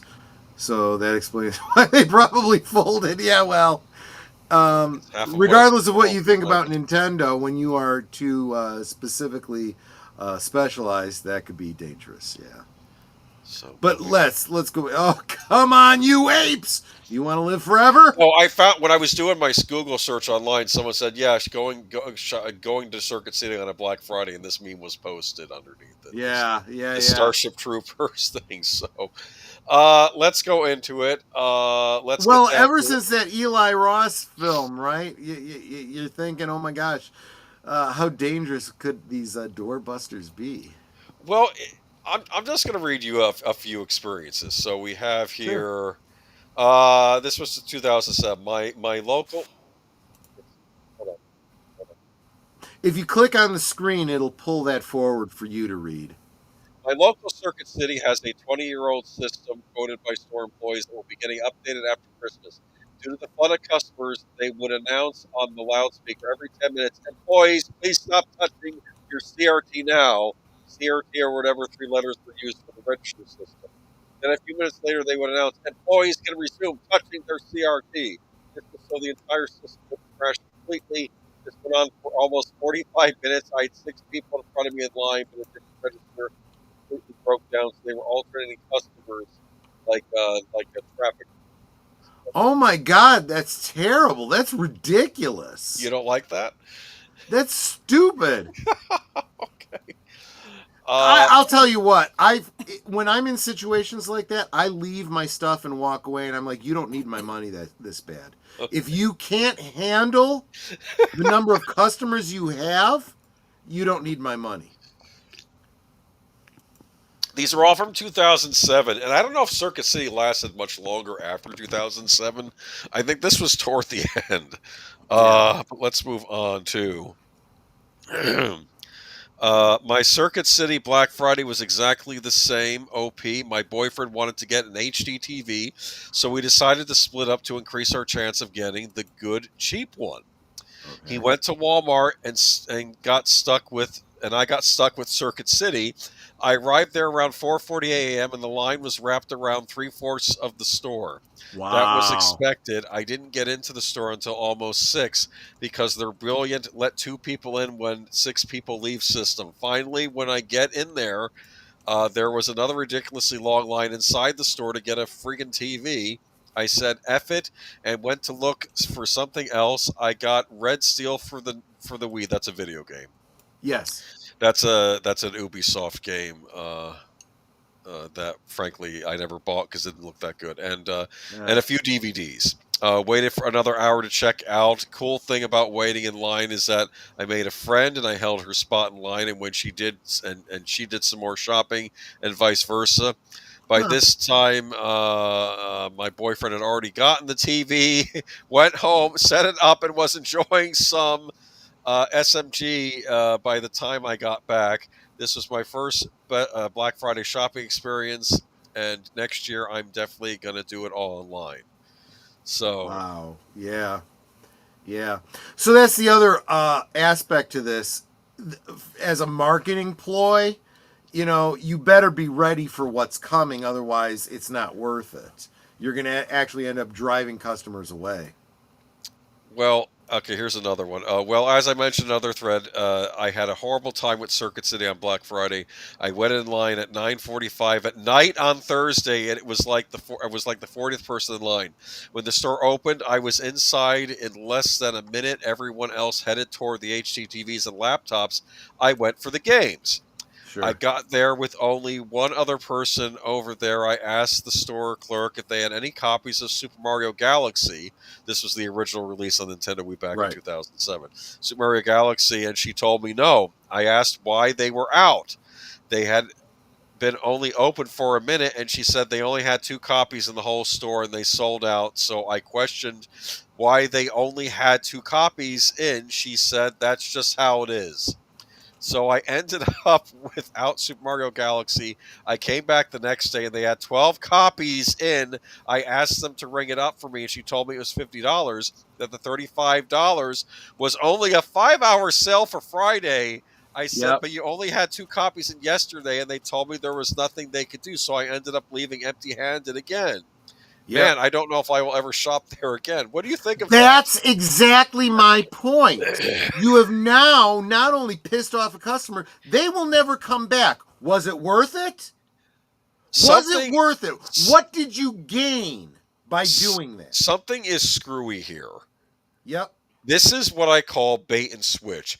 Do not It tell is. me that you don't know this is going to be a hot seller. It's got So Mario. going back to the previous slide, you had someone who went in, was not going to wait in line any longer for those friggin' TVs, and went over to the game section, bought games that she probably wouldn't have bought otherwise. That is the bait and switch. That is the loss leader. I'm not going to get this. I'm going to get that. Okay. She wouldn't have gotten it otherwise. That was a benefit. This is a potential lost customer forever. This is something I have often said when I'm in a situation like this at retail. Is it worth it to piss me off so much that I never come back and spend another dollar with you? To save, what is it? You're saving $15. 20. No. Because 35, it's the difference. You're Yes. saving $15. To make $15, you're going to lose every potential sale for the rest of eternity. Do the math, dummy. It's not worth it. This is when I started to become very suspicious of Circuit City, and my next story I'm going to tell you. But let's go ahead and look. I have some pictures of the ad from that year. Okay. Look at this. There's that Super Mario Galaxy, bright and shiny, $34.99. Which, if that was a new release game, and I believe it was in 2007, it came out, I think, in September. I remember buying it new when it came out. And that was a pretty good deal. But I always speculated too, because I saw a lot of situations where people would get in at the door breaker at literally the moment they were the first one to the counter and they were already sold out. That tells me that some effing employee bought it. It's possible. Now, there is a rule with retail that I always read online, and this was interesting. If it is in a flyer, they have to have it in the store. Now, they may only have one or two copies. This is how, when you want a hot new game console, what you would do is you would check the flyers, and if the Sunday flyer says, in this store, they have to have it. They legally have to have it in the store, or they cannot advertise it as being in their flyer. That's what I had read. And I remember I got a Nintendo Wii, oddly enough, my first Nintendo. If that's the case, if there's a legal statement that they have to have it, I should be able to say, okay, I want to see your receipts. I want to see the receipts that you sold those copies. Now, she said, I want proof of it, otherwise it didn't exist, and you're in breach of the law. There's also a thing, at least when we were to Carson's, I know a couple other stores are like this as well, that employees are not allowed to buy the merchandise until after the customers have all done whatever it is they're going to do. Well, there's the rules in reality. I'm arguing that if you're the first person on the counter and it's not available, well, then who the fuck bought it? Yeah, those are the stores where the employees have bought them all, and they're going to sell them online for double the price. eBay. Exactly. There was a real problem years ago with the Nintendo NES Classic, like the little miniature NES with 30 games on it, where they only had 5 per store. But to be fair, I did check ads. They never advertised them in the ads. I'll tell you something else. They were supposed to have it, but they didn't advertise in the ads. Netter just hit on this too. This is also the death of the brick and mortar in general. When people are buying things that are, whatever the retail price is, it sells out because somebody buys them all, and then they sell them for twice as much on eBay. This is what's killing the brick and mortar. Yeah. Let's move on here, though. 6-hour specials, get in, grab it, go. Okay, and if you'll see here, there's a nice laptop there. There's some kind of camcorder. On the left, you have the Nintendo DS Zelda bundle at $139.99, and it comes with the Legend of Zelda: The Phantom Hourglass. And I think this was a good deal because I think Phantom Hourglass was $35 on its own, and the Nintendo DS was $129.99 on its own. So you get a special Zelda-themed Gold DS with the Zelda game, or you get a different themed DS with Nintendogs. That was the other one. That's a dog simulator for your DS. Don't ask. Okay. I know. Other things here too. Look at all these cheap games. You can get yourself a Rush with Love for the PlayStation 2. That's where they got Sean Connery to revoice James Bond for this game. $4.99. To your right, you can get a bunch of other games for $9.99. I think there's even an Xbox 360 title in there, Bless you, Call of Duty bless you. 2. You can get a Bully for the PlayStation 2 for $9.99. Do you know what you did in the game Bully? No. You were a bully. Oh, okay. In a private school, but there were other bullies in the private schools. Like I've Grand Theft actually Auto. seen someone playing this game on a YouTube Yes, video. but it's no Goat Simulator. No, it is not. Look at the bottom, though. We have The Sims 2 for $4.99. The Sims 2 for $5 isn't a bad price. I think that the stuff packages for $5, however, is incredibly overpriced. That's kind of ridiculous. I'm just saying, it just depends. Are those Wii controllers on the far left? Oh, those are no. I know what those are. Those are. Hey, you want to play your Wii tennis, but you just waggle the remote around. Well, you can get this thing that looks like a tennis racket and attach it to the remote. And I'm like, yeah, but I'm supposed to use my imagination and pretend I'm holding on to a tennis racket. I don't need a tennis racket peripheral. I see. It's just. Don't get me started on the Wii. This is my most hated Nintendo console, is the Nintendo Wii. Anyway, I just put that on there because I had The Sims on it. I thought you might get a kick out of it. Fair enough. Yeah, And then on this, I, by the way, had all of those, the Sims items that you showed. Look at this, the Zune and the iPod. Oh, the iPod. Wherefore out there, iPod. Oh, you don't like the iPod, I take it.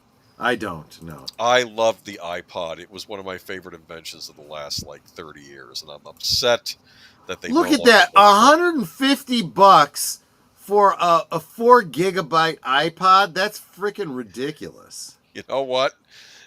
You get a free Circuit City gift card for $15, and you can go back into Circuit City and spend awesome $15. To go in and try and get something that they probably don't even have because they're all sold out. Anyway, I noticed the chat's gone quiet. Oh, there we go. Radio Shack was better. Oh, Radio Shack. Oh, no. I read a joke online of some guy. It was a comic strip saying, I'm just buying batteries, and you see some guy trying to sell a warranty on the batteries or something. Yeah. They would always sell you warranties at Radio Shack. My goodness. Okay, now I want you to look here, though. We have some stuff here. Fire Dog. I don't know what that is, but it looks important. Bottom right corner. This is going to come into this thing. What is that? What do you see there? Let me move Netter over so that everyone can see it. A backpack and a thumb drive?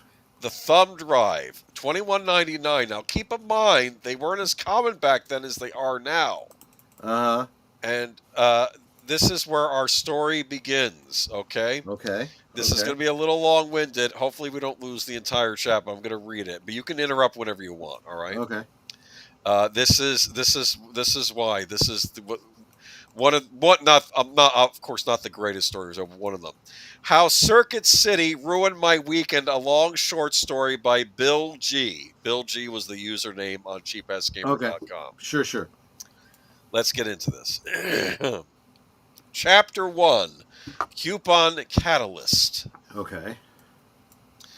I decided to take advantage of a 40 off $200 coupon I received in the mail. I had recently moved, and the coupon was included as part of a welcome package from the post office.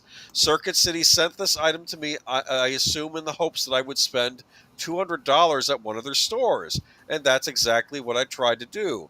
That seems pretty simple. What would a business try to stop me from giving them money? Right. Not my weekend, Tim Hayes, the person who wrote this. Yeah. However, the unprofessional attitude I have received from Circuit City while trying to give them my money leads me to believe that they are in the business not to make money, but to torment me and me alone. Yes, I picture team meetings where the managers decide what methods would be most effective in denying me a sale, followed by the raucous recitation of bawdy and grammatically questionable Circuit City pep songs. I imagine the pep songs heavily feature the word no. Perhaps you will reach for a different, what does the last that say, conclusion? I'd like to hear it. Okay. Let's move on. Yeah. I was hoping to use my $40 off online via CircuitCity.com, but soon discovered that I could only use it in store. This was a thing back then, kids. You could get a coupon, and sometimes you could use them online or in store. Sometimes it was in-store only. This would set in motion a series of events so unfathomable that even Walmart would have been appalled. Okay, so moving on Saturday, November November 24th, 24th. Yeah. 2007. I went to CircuitCity.com to check the availability for a few items I was looking to purchase in store. So, see, kids, you could also look and see if this was in stock at the Circuit Right. City store. Unlike ToysRUs.com, where they were like, huh? Mm-hmm. Okay. Um, at 5 p.m. on November 24th, these were the prices listed for the items I wanted to purchase as gifts for Christmas. And this was on a Saturday, not Black Friday, the day after Black Friday. One Nintendogs or Zelda DS bundle for $139.99. One Wii Nunchuck controller for $19.99. One 2 GB Cruiser thumb drive for $14.99. Now we saw that in the other page Yeah. in the ad there. I think Yeah, it was yeah. more Yeah. money. It might depend on the area you lived in. And I think this was one Wii. That's Mario Party 8. I think right for $49.99. Yep. It gets good. Doesn't we just get through the preamble? We have to have setup, kids. Okay, okay. So I understand that Fair Mario enough. Party 8 at retail is not the most thrifty purchase. I simply wanted to fill out the last bit of my $200 requirement while checking off a gift for a relative at the same time. So someone in his family wanted Mario Party 8. Right. Mario Party 8 is a decent game with significant replayability, so I'm willing to pay a little extra for it. It's kind of like paying extra money to an employee who has worked for you for years and who knows the business in and out. That type of employee who would be more valuable than a neophyte who knows nothing but is cheaper, of course, as evidence in their hiring and firing practices. We know the kind of, I guess, people that Logic work. escapes. Really escapes most companies. Yes. Okay, let's just move on. Okay, all right. I used the website store availability checker to see which store had the items I wanted. As luck would have it, store 700 had all of them and was not terribly far away from me. Experience has taught me that it is often best to double check on availability, so I called store 700 to confirm that the items I wanted would be in stock. Imagine my surprise when on the Saturday after Black Friday, one of the busiest shopping days of the year, I reached a recording saying that store 700 was closed. It was only 5 p.m. This made no sense. I called again and received the same recording. But there is no way this could be right. There must be some kind of error. I would imagine that store 700 is losing thousands, if not tens of thousands of dollars due to this error. I went out into the cold November night and drove to Circuit City store 700. The store was alive with much activity. Clearly, the phone system was incorrect. Yep. Now, I guess this technically is not a Black Friday story. It is what's the Saturday they called? Saving Saturday or something? I don't know. Okay. Chapter 2, Cruiser Chaos. Yeah. This is in the What Black do you Friday want to ad. bet that previous story was somebody left that so that they were hoping that the day would be a little bit easier for them by diminishing the customers coming in? Maybe. So I enter store 700 and begin to gather the items on my list. Unfortunately, I was unable to locate the SanDisk 2 GB Cruiser thumb drive that the site said was in stock. I looked around for an associate to assist me. Most of the associates, those neophytes I mentioned earlier, were very busy. They were flirting with customers, talking on their cell phones, or chatting with each other about current events. After a few minutes, I found an associate who did not appear to be busy and asked him to help me with one of the cruiser drives. He checked the store's inventory and showed me that the computer said they had 6 in stock and that he'll find one in the back. Why is this stuff never on the floor when it's in the ad? Well, there's a number of reasons that could be, but it's entirely possible that if what's on the floor has sold out, It was a and rush they're and then particularly okay. busy, they have not had a chance to Okay. restock. That could be. Let's see here. A short while later, Or they're too busy flirting and talking on their phones. That could be that too. A short while later, the associate returned from the back and said, "We don't have any," he replied. "Somebody must have stolen them or he didn't receive shipment or something. Clearly, Store 700's inventory system and their loss prevention techniques are woefully inept." Yeah, I find this to be the case a lot. This is one of the reasons I don't shop at Target. That and the whole, grooming thing. I looked around for a suitable replacement drive and happily came across another SanDisk 2 GB Cruiser thumb drive, except these were purple instead of black. I Hmm. asked the associate to scan it for me, and the price came up as $40, not 15. This did not make any sense to me. I asked the associate if the associate could adjust the price to match the black one. He said he could not, as the purple thumb drive, though it is identical to the black one except for color, was part of some type of Alzheimer's charity drive and had to be purchased at full price. Oh my gosh. Okay. Uh At this point, I decided somebody higher up could better assist me, so I asked for a supervisor. A supervisor for soon emerged and asked how he could help me. His name was Nick. Nick looked eager to say no. I explained Yeah. my dilemma to Nick that I traveled out to Store 700 and the code to purchase these items, and an item that was listed as in stock was apparently not actually in stock. I further explained that this could have been avoided with a phone call, but that the phone system stated that the store was closed, so I had no one to confirm inventory with. I therefore requested, I think not unreasonably, that I needed, what's the rest of that? Sorry. Oh, I need to have this problem amended. Okay. Yeah. So let's move on. It seems reasonable. I asked Nick if he could adjust the price of the purple 2 GB drive or shave a few dollars off of a 4 GB drive. Nick said no. Negotiation and customer satisfaction did not seem to be Nick's strong suits. He did offer to go into the back and search again for the thumb drives. I said that would be fine and followed him back. I ended up waiting 20 minutes for Nick to emerge from the back. Finally, growing impatient, I asked another employee to search the back for Nick, as I was worried that he had either forgotten about me or perhaps had become trapped beneath a pile of falling over. 5 minutes later, the employee emerged from the back and with Nick by his side. Nick appeared unharmed. This is exciting, huh? This is okay. This is funny. This is very funny. It goes, okay. I explained that I've been waiting. Oh, Nick explained that he'd been waiting up front for me where we had first talked, but when he did not find me, he went back to performing his supervisory duties. He then punctuated his statement by declaring that there were no thumb drives to be found, nor would any price adjustment be performed on any of the other available drives. What Mick may have lacked in negotiation or customer satisfaction or common sense or the ability to locate a customer he was supposed to be assisting, he more than made up for it with his enthusiasm to blame the victim. Rather than apologizing for my 20-minute wait or offering to make up any kinds of amends, he chastised me for what was it?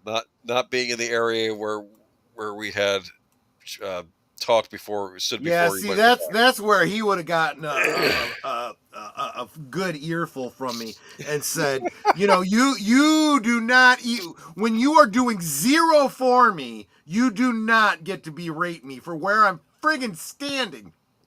You can't find your own products. You can't find a customer that has asked you for help. What can you do? So far, you haven't demonstrated you can do anything. Nick must not have noticed me following him all the way to the back earlier, as I apparently possess a previously underutilized ninja tracking skill.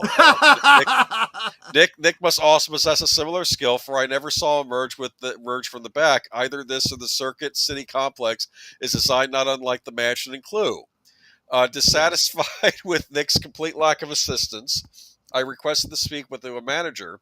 This brought about a manager named Brian. Brian was inexplicably wearing the unfortunate lime green shirt typically reserved for employees who work in the fire dog department. Oh, that fire dog thing. Okay, that's what I was asking about. Circuit City's tech unit, whose name means absolutely nothing, and it was clearly chosen just because his domain name was available. That's funny. I guess Circuit City had Fire Dogs. Best Buy had Geek Squad, right? Geek Squad is a good name. Fire Dog makes 0 sense. Yeah, it makes it sound like a fire department. You're right. What Brian manages is anybody's guess. He looked and acted more like a bouncer. One thing he definitely had under control was his joyless countenance, which was present from start to finish in our conversation. Nick had already given his side of the story to Brian before I was able to speak to him. When I attempted to give my account of what happened, Brian made sure to interrupt and state that I wouldn't have to wait 20 minutes if I had been where I was supposed to be. I guess they have designated waiting areas at Store 700. If they do, and that's exactly what I said at the time. Oh, really? Where I was supposed to be? Do you have a roped off area where I'm supposed to stand and wait for you? I waited at the door you went through. Did you come out through a secret door in the front? Did you go out the back and come back in the front to avoid me? Is that what you're saying? Yeah, much like their price tags. Okay, so which I'm not Oh. doing. Let's move on. Let's next to Brian during a conversation like a child saking his dad on another schoolboy who had upset him. Brian acted the role beautifully again, denying me any kind of price adjustment, compensation for my inconvenience, or any kind of sincere apology. Brian did state that he knew about the problem with the phone system and that had been that was being looked into. He Okay, also said, stop right there. I have gotten this from companies I've worked for.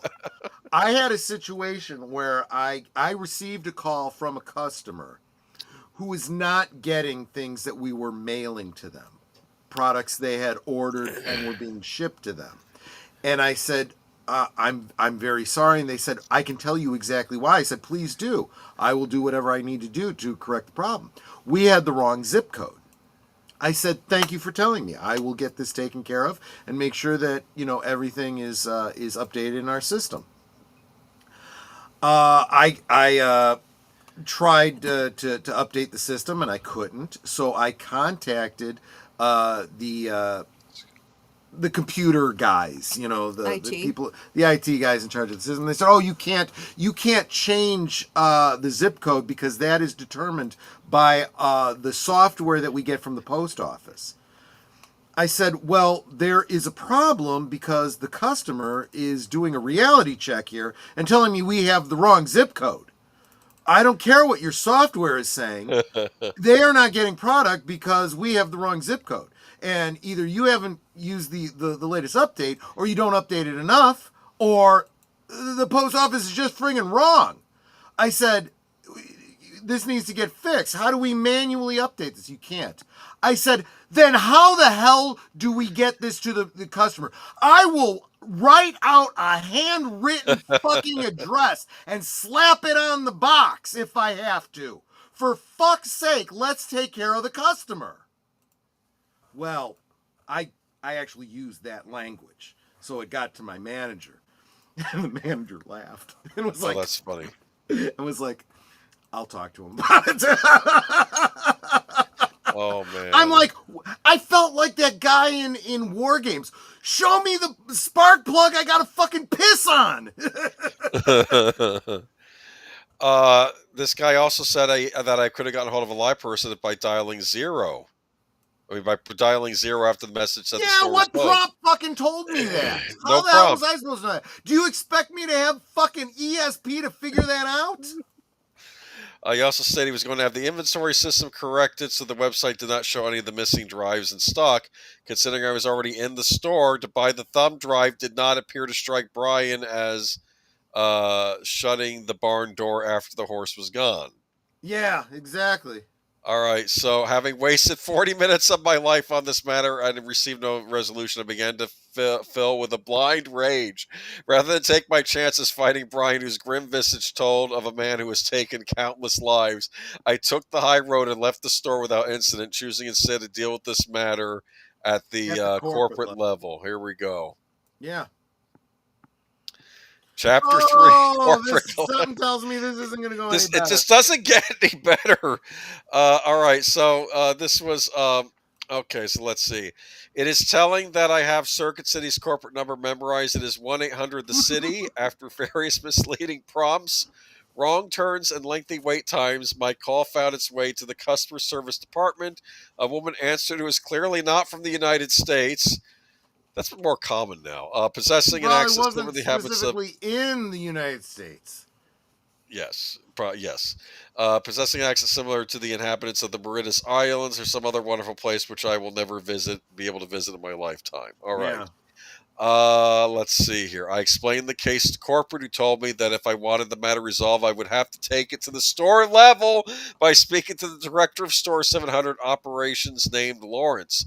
I called Store 700. Upon receiving the "We are closed" message, I dialed 0 to reach the front desk. See, he's learning. Yeah. After speaking to after about 10 rings, someone picked up and I asked to speak to Lawrence. I was placed on hold. 2 minutes later, the phone began ringing again. After a few rings, someone picked up and then placed the phone back down, and there was silence. I was hearing. Yeah, Must, I've must had this kind of a situation with many stores. Yes, okay, not just Circuit City. or had they hung up, I had no way of knowing. Yeah. I called back a second time, and the exact same thing occurred. Placed on hold, waited 2 minutes, phone rang again. Someone picked up and put the phone down. This happened a third time, and a fourth time, and a fifth time. Yep. By my sixth phone call to Store 700, I was not a happy man. I explained to the I would person imagine. what? I would imagine. Yes. That who had picked up that I'd called 6 times, that I was not about to be placed on infinite hold again, and that I needed to speak with Lawrence right away. This time, someone managed to find Lawrence expeditiously. We now had a chance to speak. I explained everything that had happened to Lawrence, who actually apologized for the inconvenience I experienced. He stated, however, that he was of the same level of authority as Brian, and that probably wasn't much he could do. He did state that if I had spoken to him instead of Brian, Lawrence would have cut me a discount on a comparable thumb drive. Lawrence told me that if I wanted to speak to somebody higher up, the man I needed to talk to was Tim. A short while later, I was on the phone with Tim. Wonderful. Oh my gosh, this is like a friggin' sitcom. This is like something out of the friggin' Office. Okay, so here we go. I told my story to a fourth time to Tim, who apologized for the many errors which led us both here. I asked Tim why it was that Brian was not able to assist me in a price reduction, whereas Lawrence was able, even though they were at the same level. Tim did not have an explanation. Clearly, when Nick and Brian told me that they couldn't change the price, what they really meant was that they didn't want to. I told my story for a fourth time to Tim, who apologized for the many errors which led us both here. I asked if Brian was a Grinch of some sort. Tim confirmed that he was not. He's not going to bash it on. Yeah, no, you're not going to. I would have stopped him right there. I said, "You're not going to convince me that he's not." I'm telling you, he is. Okay. Just accept it. Tim stated that if in fact, I would go farther. He's not just a Grinch; he's an asshole. And if you don't agree with me, you are too. Now, okay, Tim stated that if I came into the store tomorrow, he would take care of me. Given the sorry shape Tim's store was in, I wasn't sure if I wanted him taking care of me, but I held out hope. Let's move on. Boy, this guy is really trying. Calendarial conundrums. I have no idea what that means. Did we lose the chat? Are they loving this? I don't know. I'm not seeing a lot of chats, but I hope you guys. Now. I gotta find out. I know. I want to see. I'm getting fired up about it. On Sunday the 25th, I made my way back to the Starcross Store 700. Oh, there we go. Hello, go Troy. Okay. Yeah, exactly. Tim, as luck would have it, was out to lunch when I arrived. Oh, this is the guy who wanted to speak to was Tim. Oh, I would freaking wait for Tim. I said, I'll just sit. What is that designated waiting area? Tell me where I got to stand, and I'll wait for Tim. This seemed to be in line with the organizational structure of the store itself. I headed out and grabbed a bite to eat and then returned. Tim was now available. We chatted for a bit. Then Tim walked over to the thumb drive section. He grabbed one of the purple Alzheimer's thumb drives and manually overrode the price to match that of the black thumb drive, perhaps figuring that they won't remember being shorted in a few days. Oh my God. Tim handed me a slip with the thumb drive explaining that whoever rings me up would charge me the adjusted price if I presented the slip. This was great news. My long nightmare was finally at an end. I just had to gather up the other items I wanted to make my way to the register. I thanked Tim for his help and set about to hunt for the rest of my list. Things are going smoothly now, huh? Oh no. The Wii Nunchuck. The other items prior. True. The Wii Nunchuck and Mario Party 8 were easy enough to get, but the DS bundle had disappeared completely. I found an associate who explains that the bundles were in the back. Of course they were. He said that he would get one for me and then rung up several customers. When there was no more customers, he directed me to the front of the store. Now, at the front of the store, the associate rung up another customer. He then asked another associate to retrieve a list of some kind for him, and she went off to do. The associate who was supposed to be helping me then walked off as well, leaving the list bearing associate, and I very confused. When the associate returned, he rung up another customer. As he was about to ring up another question, I asked him, "Why am I standing here?" He looked at me and said, surprised, "Oh," and then walked off to retrieve the Zelda DS bundle for me. He asked the former list associate to ring up customers, then led me to another register to complete the transaction. See, and this is just simply bad training, because and Netter can confirm this. If you are helping a customer, there is almost nothing that can all you need is, I am with a customer. That's all that you had to say. And okay, let me know when you're done. This is important. Okay. So in my mind, I take care of the customer, and then whoever it was, they're the next thing that I got to deal with. But yeah, customer is number one. Remember, welcome to Circuit City, where service is state of the art. Apparently not. Or maybe that's an indictment of service these days. Real quick, I wanted to bring up Mark Daly says, by the way, Circuit City is no longer in business. Tim Hayes says, no, I heard they still exist in Canada. Yeah, so in other words, they're out of business here in the United States.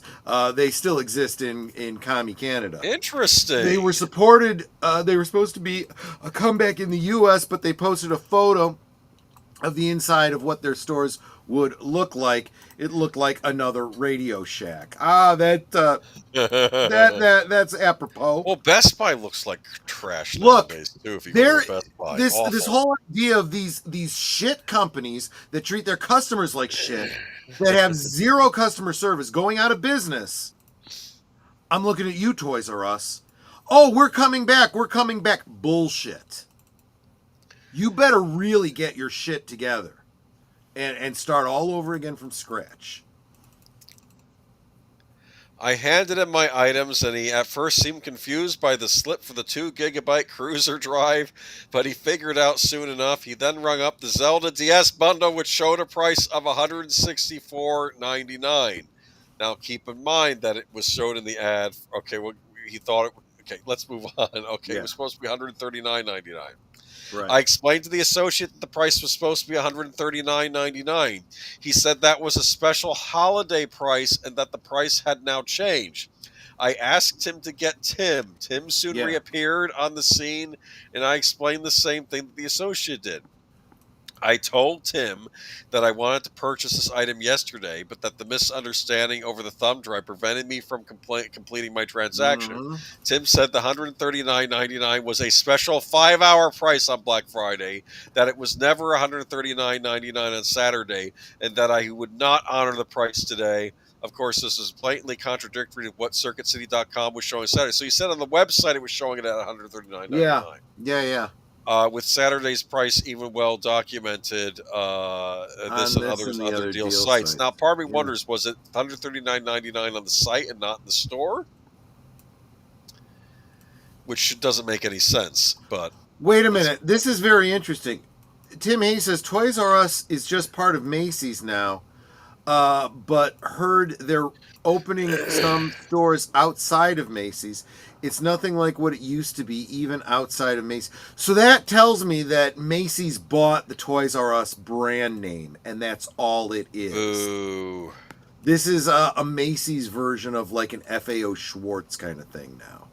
Interesting. Want to say hi real quick to the Horror King. Thanks for being here, buddy. Always great to see you, man. So let's see here. Where am I? Oh, crap. I lost my spot. All right. Tim would not budge on the DS bundle price. This put us at quite an impasse. I wanted to spend my money at Circuit City using this godforsaken coupon they sent me, and Tim was not about to let that happen. He was going to abort this transaction come hell or high water. My money, it would seem, is no good at Circuit City. I asked Tim who he reported to. He refused to provide me with a name, simply stating that I was to call 1-800-THE-CITY as he reports to corporate. Yep. Moving on to...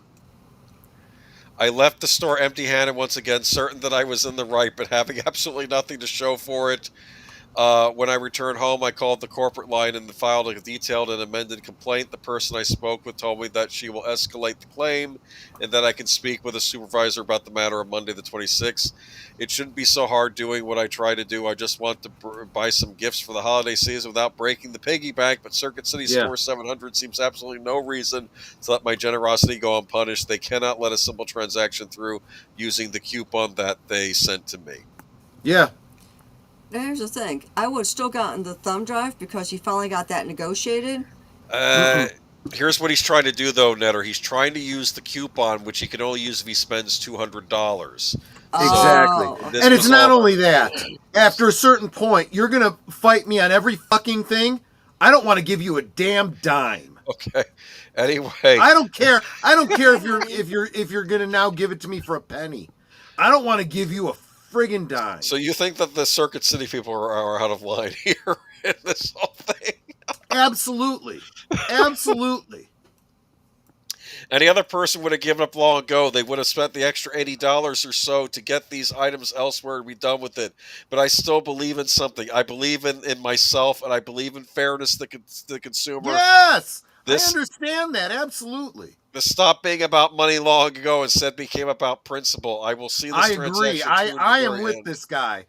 I will receive recompense for my inconvenience. I will demand a letter of apology from Nick, Brian, Lawrence, Tim, and anyone else at Store 700 or elsewhere who chooses to prevent me from taking part in the American commerce. Yes.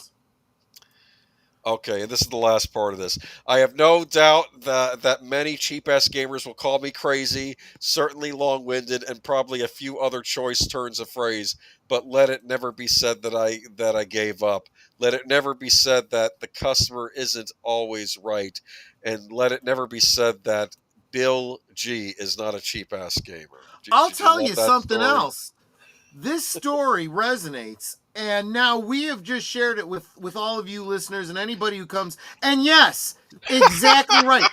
Circuit City no longer effing exists in the United States. You got to go to fucking commie Canada if you want to go to Circuit City, where you're going to get treated just like you will by the Canadian government, up the poop chute. Well, you know, if you put up too much of a fight, maybe they'll just have a euthanizer come over to you or something. Yeah, you know, medical assistance in dying, exactly. You know, it's a lot cheaper than, you know, fighting your cancer. You know, let's kill you however we can. God. Good. Well, no, this is what I try, and I often have said this to people. You know, you are going to be out of work if you keep treating people this way. Companies go out of business by treating their customers like shit. It's happened to Circuit City. It happened to Toys R Us. It's going to happen to so many other brick and mortars. Honestly, they're being so beset by the cyber world at this point, and Amazon and all that kind of stuff. You need to provide the customer service because it's the only thing you have to provide. People will pay for good customer service. Unless you want to be out of work. Of course, that's what makes good commies. Lazy-ass bastards that don't want to work. But I want to say about this whole thing, I'm sorry, this screams to me of what we call bait and switch. Where you're advertising one thing and it's, oh, we don't have that, but can you buy this? But this is not on sale. Well, you know, it's... Actually, Mark Daly makes an excellent point. And the older I get, the more I realize this. They say time is money, but it's much more valuable than that. You can always get more money, but you only get 24 hours a day no matter what you do. So the Circuit City people basically mugged this guy. Oh, yeah. But you know what? Again, he kind of won in the end. He didn't spend any money with these bastards. They've gone fucking out of business. They've lost their jobs. And they don't even realize it's because of what they did to him and to everybody else that they interacted with. Yeah, I'm trying to see if he ever got this. It went on further, but I figured we're going to be here all night. Let me see. I thought that was a good way to send it. Okay, wait a minute. Okay, so the Saturday price of okay, wait a minute. Justin offered me the Nintendo. Okay, so I think did he end up going back to the store? Did they finally fix it? I don't know what happened. Yeah, I'm gonna don't leave find us out. Hold hanging on. here, Boomer. You Finally, gotta tell before us. I get too long-winded, too late, I ended up getting a quote from Justin. He mentioned that while I appreciated him handling the complaint, I told him that many other people online had expressed their problems that they should be taking care of as well. Hold on. So let's see. What did they end up doing? Justin informed me that he has spoken to Tim directly, service member, about my complaint. That plans were now in place to have this matter corrected. Justin offered me the Nintendo DS bundle at the Saturday price of $139.99 and the thumb drive at the Saturday price of $14.99. After 5 days of feeling like I was tilting in windmills, it was nice to receive reassurance that I was not insane. Victory and validation have been sent to me from a white guy to desk in Virginia. Yeah. I would think it's funny if he goes there and then the coupon's expired. I was just thinking that. Okay, that's how it ended. So I guess they finally reached out to him and he was going to go back to the store. I don't think we ever heard what was going to happen. Let me see. That was like when I went to go pick up Crisis there a couple weeks ago. They told me that $39.99 was a retract. I asked where it was shown because there was no notification up. I must have been getting Crisis for Xbox. Okay, yeah, it's ridiculous. Anyway, that was my big Black Friday story. I have other little ones, but I think it's getting that late. is kind of brilliant, but that's just that's absolutely ridiculous. That's absolutely Horrible. ridiculous. Horrible. And I'll tell you, everything they did to this guy completely undid the whole purpose of Black Friday for them. Black Friday is to get customers in the door and make money. And all you've done is driven off a customer who and again, this is the other side of the whole cyber thing. People are going to go online, blast this all over social media, get other people talking about it. We're sharing about it now. His message is getting out there.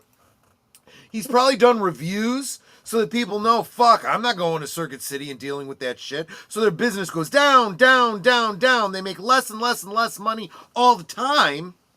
Keep in mind, this was before YouTube was really a thing when this was posted. Yeah. This was 2007. I don't even know if YouTube existed yet, or if it was, it probably wasn't being widely used like it is now. So you probably would have had him posting on YouTube. It's funny you say that, Tim.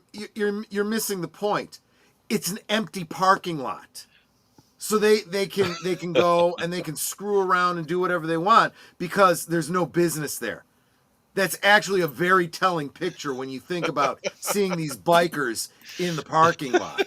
Think about that for a second. Yeah. See what I'm saying? But my most horrific thing was the thumb drive thing when I first read this, and there were other horror stories too. I read you a few of the smaller ones earlier. Here. Just Yep. Circuit City, for whatever reason, it was like the worst retail experience people had, and you can find plenty of stories online about people who work Black Fridays that were from the other side of the and look what's become of it. So it you know, and honestly, I'm telling you, the same thing's going to happen to Disney. Disney used to be known for its customer service. It's going to die. It is going to die if they don't change really, really fast. Yeah. But it's funny, though, that Zelda bundle, when it's at full price, it's basically the same price you would pay for a DS and the game separately. Yeah. But you don't get the gold DS, though, so I guess there's that. But I don't know. And then I'm telling you, this is why people would go nuts on Black Fridays. They try to get into the store, and it's just not worth it, is it? Yeah. What did you learn, Well, Netter? Well, Troy and I used to work retail. Yep. Oh, So yes. we've had to work through Black Fridays. And now when we worked I was at Carson Pure Scott. And depending on your department, you either had a really easy time of it or it was nuts. If you were in one of the commissioned areas like perfumes and fine jewelry or shoes, they would wreck your department. Yep. I was in, they called it men's accessories, Yeah. which confused the snot out of me because it wasn't accessories, it was shirts, ties, pants, you get underwear, socks. It was basically menswear. Yeah. Belts. But why Belts. they called it accessories Yeah. confused the snot out of me. And we would get people. I remember this one guy. He came up to me and goes, I need to go to court in the morning and I need to look nice. Can you help me pick out some stuff? So I helped him pick out basically a suit, shirt. He said, yeah, I'm going to need some new underwear and socks too, so I got those for him. He goes into the dressing room, and he would pop out and go, how's this look, you know. Well, at one point, I see him drop his drawers, because the door was like cut off by like the No. tabs. Oh, so you could God. see under. I see him drop his drawers, and I'm like, what are you doing, sir? He goes, I'm going to try the underwear. I'm like, you cannot do that. It's a hygiene thing. Yeah. Put your own drawers back on. Oh, I Yeah, used he to had work. torn open the Yes, underwear to try them on. I used to work at a discount clothing. I mean, I guess I'll say this on there. I used to work at a TJ Maxx at Uh-huh. Marshalls. I worked those. Those was my early retail jobs.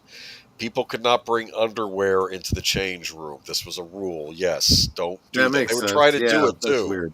That's Don't weird. do it. That's just weird. And I would never think to try on underwear or even socks. Why would you bother? You know they're going to fit or they're not. You know, I you know don't what your know. size. Well, the worst part of that particular one, and now I'm trying to remember if it was Black Friday or if it was Christmas, but regardless, it was one of those times. Someone, now I worked in one area of men's. Troy at that time worked in another area of men's. Uh-huh. His department was more like the jeans and casual stuff, where mine was the suits and dress shirts. Someone in his department, Oh, because it God. was really, really busy, took a whole bunch of clothes, dragged them into one of the fitting rooms, stacked them literally from the bench to ceiling, and then urinated and defecated over everything, smearing stuff in and all that, and left his Ooh. pile because they got ticked off at the store. Some poor unfortunate walked in there of one of the clerks and said, oh my God. They had to close the dressing room. And if I recall, by the time they finished damaging out all the product at the end of the night, and this was like tons of shirts, jeans, and I'm not talking cheap jeans. We're talking brand name ones. Yep. That all had to be damaged out. They damaged out something like, it was like $11,000 worth of merchandise, because somebody got ticked off at the store and decided they're just going to wreck everything. That was utterly disgusting. So Awful. let me launch into my little screed on Black Friday psychology here. So my first point is scarcity on steroids. You were kind of talking about that yourself. Limited quantities. Doorbuster ends at 10 a.m. Only 12 left. These trigger loss aversion, which is twice as powerful as the pleasure of gaining something. Your brain literally feels pain at the idea of missing out. So you buy crap you don't need FOMO. just to avoid that pain. Yes. FOMO. Anchor pricing illusion. This is point 2. They jack the original price to $7.99, slap a fake was tag, then drop it to $3.99. Your brain doesn't compare $3.99 to the item's true value. It compares it to the $7.99 anchor and screams, I'm saving $400, even if the thing is never worth more than $350. And actually, because I know they used to do this at Carson's, let's say the item was normally $40. Yep. They would mark it up to 60, do the slash, Oh. was 60, now 40. Yep. You're just still paying the regular price for I it. Awful. told you. No That's sale what I at was all. just saying, yeah. Number 3, the dopamine slot machine. Refreshing Amazon, watching the countdown timer, seeing the price drop. It's literally designed like a casino. Variable ratio reinforcement. You never know exactly when the next big deal hits. It's the same schedule that keeps people pulling the slot machine lever. Number 4, social proof on crack. Lines out the door, selling out fast banners, TikTok videos of people fighting over a TV. Your monkey brain sees the crowd and thinks it's everyone's. If everyone wants it, it must be valuable. Herd instinct overrides rational thought. Number 5, guilt-free spending justification. It's a deal, so it doesn't count as impulse buying. Black Friday is the one day people give themselves permission to be reckless because the purchase is framed as smart instead of wasteful. And number 6, the exhaustion factor, this year especially. When deals start in October and run for a month, the urgency collapses. By the time actual Black Friday hits, people are emotionally numb. Deal fatigue is real. That's why the year felt flatter than usual despite the discount. Bottom line, Black Friday isn't about saving money. It's a brilliantly engineered annual ritual that hijacks every major psychological trigger we have around scarcity, status, and fear of missing out. And the craziest part? We all know it's a game. We will line up to play. That's the real conversation that we're having here tonight, is that people know that this is happening and do it anyway. Guys, Boomer and I talk about this all year, usually in terms of the prices on video games, but I bring it up in terms of toys too. You keep spending the money, they will keep charging it. When you jacking up the price. When you withhold your money, either the price will come down or they'll effing go out of business. They'll go the way of Circuit City. Where service is state of the art. Well, it was state of the art if it's a form of torture. Do you have another slide, or are we gonna? No, that's it. That's all I got. Let's slide into real quick a talk about Cyber Monday, because it's tangentially related. Excuse me. That wine. Okay, let me tell you, yeah. I'll bring up another picture. Cyber Monday's been quietly or not so quietly outpacing Black Friday in the online arena. Yeah. Turning what started as a back-to-work web shopping spike in 2005 into a full-on digital juggernaut. Here's a breakdown of the key trends from 2024, the most recent full data set, plus what experts are forecasting for the future. I'll keep it structured for easy digestion. 2024 trends. Cyber Monday online dominance last year solidified Cyber Monday as the undisputed king of e-commerce, especially as Black Friday's in-store chaos feels increasingly outdated. Here's a data snapshot. So it's metrics, Black Friday. I should have made this into a slide, but I didn't. Cyber Monday to December 2nd, it being December 2nd, key insights. Okay, so U.S. online spending. Black Friday, $10.8 billion, up 10.2% year on year. Cyber Monday, $13.38, up 7.3 year over year.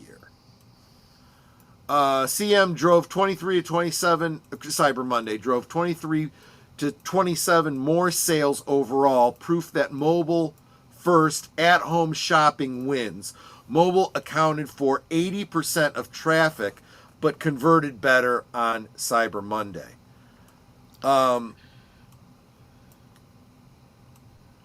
So shoppers in millions, 87.3 million online. For Black Friday, 64.4 million, down from 73.1 million in 2023. Fewer bodies, but higher carts. People locked in bigger, deliberate buys like electronics. Top categories for Black Friday: home goods, appliances, furniture, TVs, deeper in-store discount. Cyber Monday, electronics, beauty, toys, and apparel, online exclusives. Cyber Monday saw a 31% share drop in home kitchen, while Black Friday ruled big ticket items. Toys spiked 680% on Black Friday versus average day. Traffic and engagement. 5.1 trillion global HTTP requests for Black Friday, 6.9 trillion busiest internet day of 2024 on Cyber Monday. Peak late evening, 8 to 10 p.m. Eastern, AI chatbots boosted site traffic 1,150% year on year. Influences converted 6 times better than social ads. Bottom line, while Black Friday still draws crowds, 62% of shoppers planned it versus 47% for Cyber Monday. The shift to online means Cyber Monday's convenience factor is eating Black Friday's lunch. Literally, with 22.2% higher sales despite the hype fatigue. 68% called Black Friday versus Cyber Monday not compelling this year, up from 54% in 2023. Future predictions? Cyber Monday pulls even further ahead, looking to 2025 and beyond. The trends point to Cyber Monday evolving into the smart shoppers event, while Black Friday becomes more of a hybrid relic. NRF and Adobe forecasts paint this picture. Record crowds, but digital first. 186.9 million total shoppers expected for Thanksgiving. Cyber Monday weekend up 3 million from 2024, with 70% hitting Black Friday, but 40% saving the big online hauls for Cyber Monday. Overall, holiday e-com, 253.4 billion, up 5.3 year over year, with Cyber Monday projected at 14.2 billion versus Black Friday's 11.78. Deeper discounts on tech and fashion. Extended Cyber Week era deals won't end Monday. Retailers are stretching to Cyber Week through December, with early starts in October. Look, it's just the same thing as the whole purpose for buying being Christmas and them going and starting Christmas in stores earlier. Now you're starting to see the deals going back into October and earlier. Those Xbox controllers. And again, it only makes sense because they got to make their money. You know, if Black Friday represents when they're in the black, this is the only way they can keep the business going. The big shift in 5 to 10 years. Black Friday's physical side fades as e-commerce hits 25% plus of retail, up from 15% now. Cyber Monday morphs into a global AI personalized beast, and AR try-ons and same-day drone drops, making it the go-to for 80% of holiday traffic. Black Friday survives as a nostalgic mashup, but Cyber Monday owns the future. This all ties back to the psychology we talked about earlier. Scarcity feels less frantic online, so Cyber Monday lets you win without the exhaustion. If you're streaming this, it'd make a killer segment. You know, just saying. So that's the truth of all. But what about this. pepper spraying someone so you can get your hands on that Xbox? Well, that happened, by this, the way. The reason I bring that actually happened. I know, because anytime, look, it's not even just these shopping things. We're seeing it all the time with traffic incidents and all kinds of things where people lose their minds and they're getting physical over the most stupid, ridiculous stuff. I'm going to tell you, there was a segment and we'll watch this when we get to when we get to Christmas and we do our marathon for Christmas. Of course, we're going to watch Charlie Brown Christmas. And what's his thing that he keeps repeating? Christmas has become so commercial. Well, that kind of is what it's all about. It's taking advantage of the gift giving to make money. It's the end of the year, so it's their last opportunity to hit those dollars, and they are trying to maximize it. And what is so psychotic is that we can see can you imagine someone doing magic tricks, but it's not with a blind or something in front of them. You can see what they're doing, and you can see them palming the ball, and you can see them doing all the tricks. That's what these kinds of marketing tactics are, and we still keep falling for them. We keep throwing our money at them. And it really does come down to, you got to start saying, do I need that thing? Look, one of the ads that you showed that I had sent to you was for, I don't remember what the company was now, but it was the Star Trek one. You pointed out that the one with no, not the wine, it had Phaser. the Kirk and Ilea thing. Yeah, the phaser one. I don't remember what company that is. There it is, Factory. So they have a product that I actually really wanted. They have a replica of Gary Seven's servo. I have a collection of Doctor Who sonic screwdrivers, and I just thought it would be so great to display them with a servo. But I looked at the price, and it was something like this, some crazy, three-figure, price point, and I'm like, I just can't justify that. I don't make the kind of money that I could justify that kind of money for something that's essentially valueless. There comes a point where it's like, I don't want it that bad. I really don't, and I cannot justify it. Now, guys, what I'm about to say, don't anybody dare cast any aspersion at Netter on this. This is not her. This is my projection on her, and I'm saying it up front. If I have to go to Netter and try to justify something, I do it all in my head. Not because she's always been on the record as being my enabler. She is actually way too good to me. But I will have these arguments with a fictionalized version of Netter where I try to justify it, and I lose that argument every time. Which is pretty good, considering she didn't even know version. She didn't even know she had this conversation, and she won the argument. I'm just saying. I'm thinking like the holodeck, like you're like yeah. Yeah. Well, part of it is when I shop for something for myself. Now, right. For other people, Troy can tell you, I'm like really generous when it comes to other people. But when it comes to myself, I will look at something and go, okay, is this a want or a need? If it's a want, how much do I really want it? And is this price worth that want? Yeah. Because when it comes to me, I'm cheap. I don't like spending money on myself because, I don't know, maybe I don't feel like I deserve it. I don't know. This method has backfired on me because there have been things that I've really wanted, and I couldn't talk myself out of it in my head. So I went to Netter and I said, look, I want you to talk me out of this. I want this thing and I really want it. And she's like, okay, what is it? And I tell her what it is and why I want it. And she's like, we can afford it. Get it. I'm like, no, you're supposed to talk me out of it. No. Like for his birthday.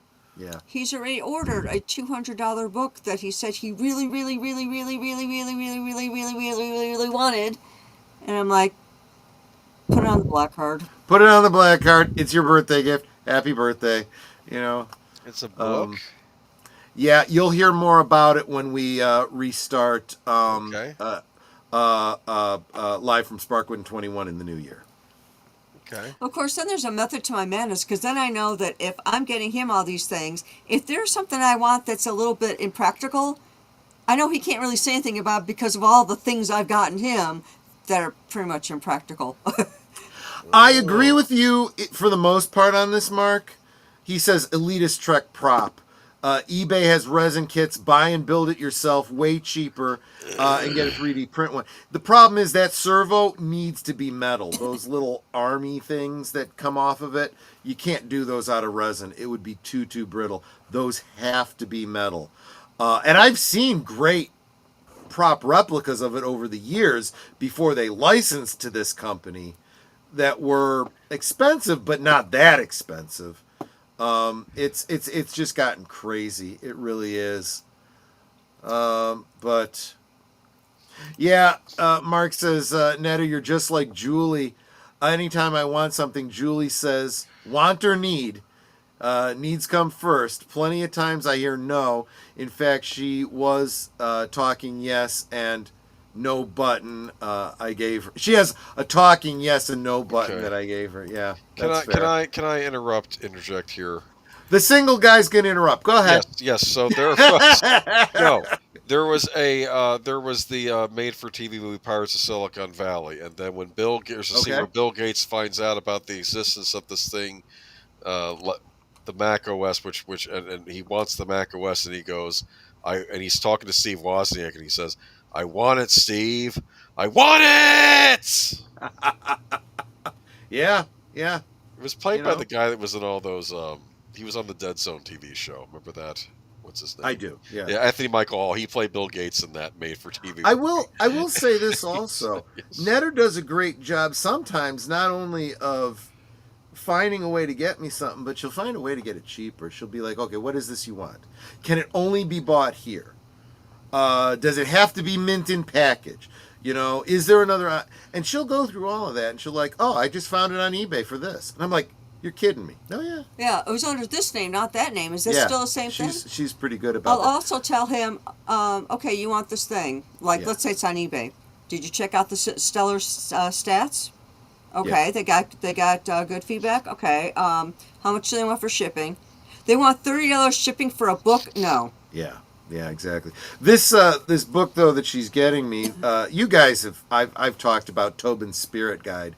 Well, they're doing another Ghostbusters based book, and these are not just prop replica type things. They are. I mean, don't get me wrong, but the content of the book is so good, so well thought, so well researched, so well written.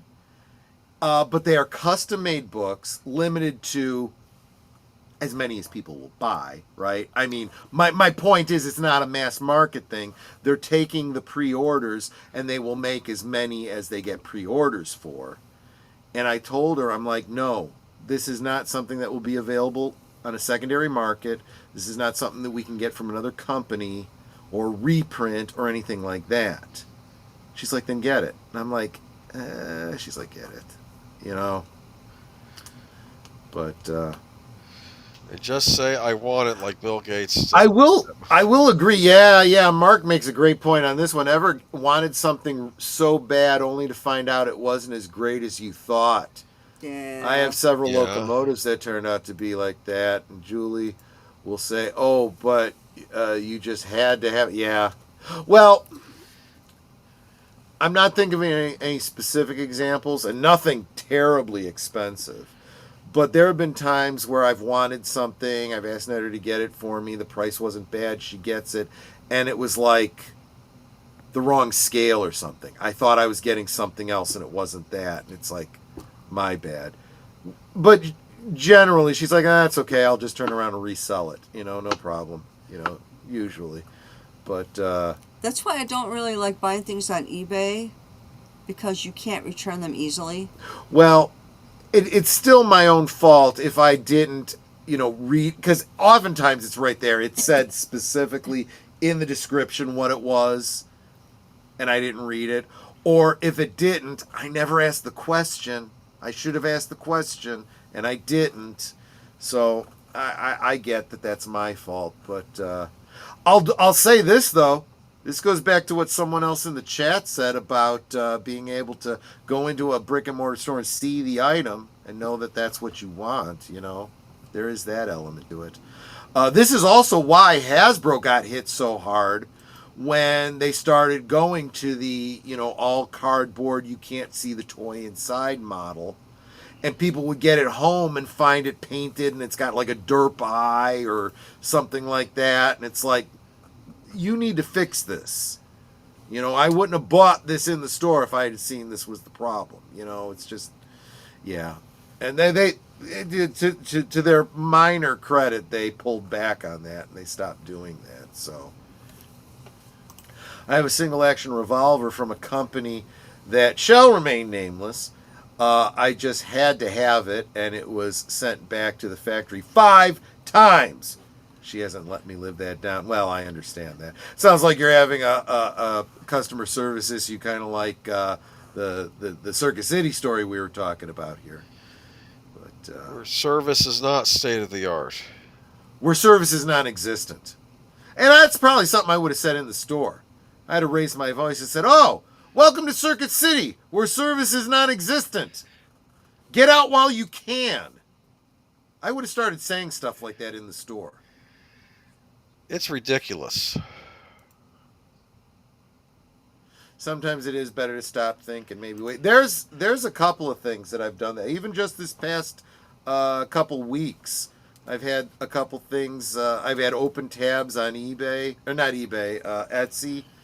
It's like, it's not a need, and I just said forget about it. Just whatever. But I've been there. yeah. Anyway, I'm gonna be getting to bed soon. We've got to wrap this up. That's absolutely right. Nothing else to talk about because you guys have seen the promos. You guys know what's coming up tomorrow night. Godzilla over on Netter's channel. Sunday, Geeky Geezers on Aged Boomer's channel, and then we'll see what the members will be watching on Monday. Right now, the big chill is the front runner, but members, go check out the poll on the community tab and tell me what movie we're watching on Monday. Let's just be sure about that. And that's it. Boomer, any last thoughts, any last words before we wrap this baby up? Nothing. Like I said, F1's a good deal for $9.99, and that's about it. Black Friday sucks this year. I don't know what it is about Black Friday. Maybe Cyber Monday will yield better results, but I do think that Black Friday's going the way of the dodo, and the Cyber Monday is going to expand. Okay, so we'll see what happens on Monday. Is what I think is going to be happening. But yeah. And Netter, any last thoughts, any last words before we wrap up? Well, of course, I want to thank everyone for being here tonight, and I want to thank our lovely producers for helping Troy reach his goal of getting 100. Was it 100 members? Yeah, we're getting really close. Yeah, 100 members before the end of the year. You guys are so Osmo. Thank you so much for encouraging Troy, and by extension myself, because when you encourage him, you encourage me. I said, you guys are just so Osmo. So thank you so much for being here. Thank you for your support, for your encouragement, and showing the love. We definitely appreciate you. And I want to thank Age Boomer for your gifted membership. Thank you so much. Oh, yes. I want to thank Geek Flag with Nate Knows for his super chat. And Clue Channel, maybe I didn't notice this earlier in the stream. I thought it was one gifted membership. It was 5 gifted memberships. Yes, but only one showed up, which is weird. Yeah.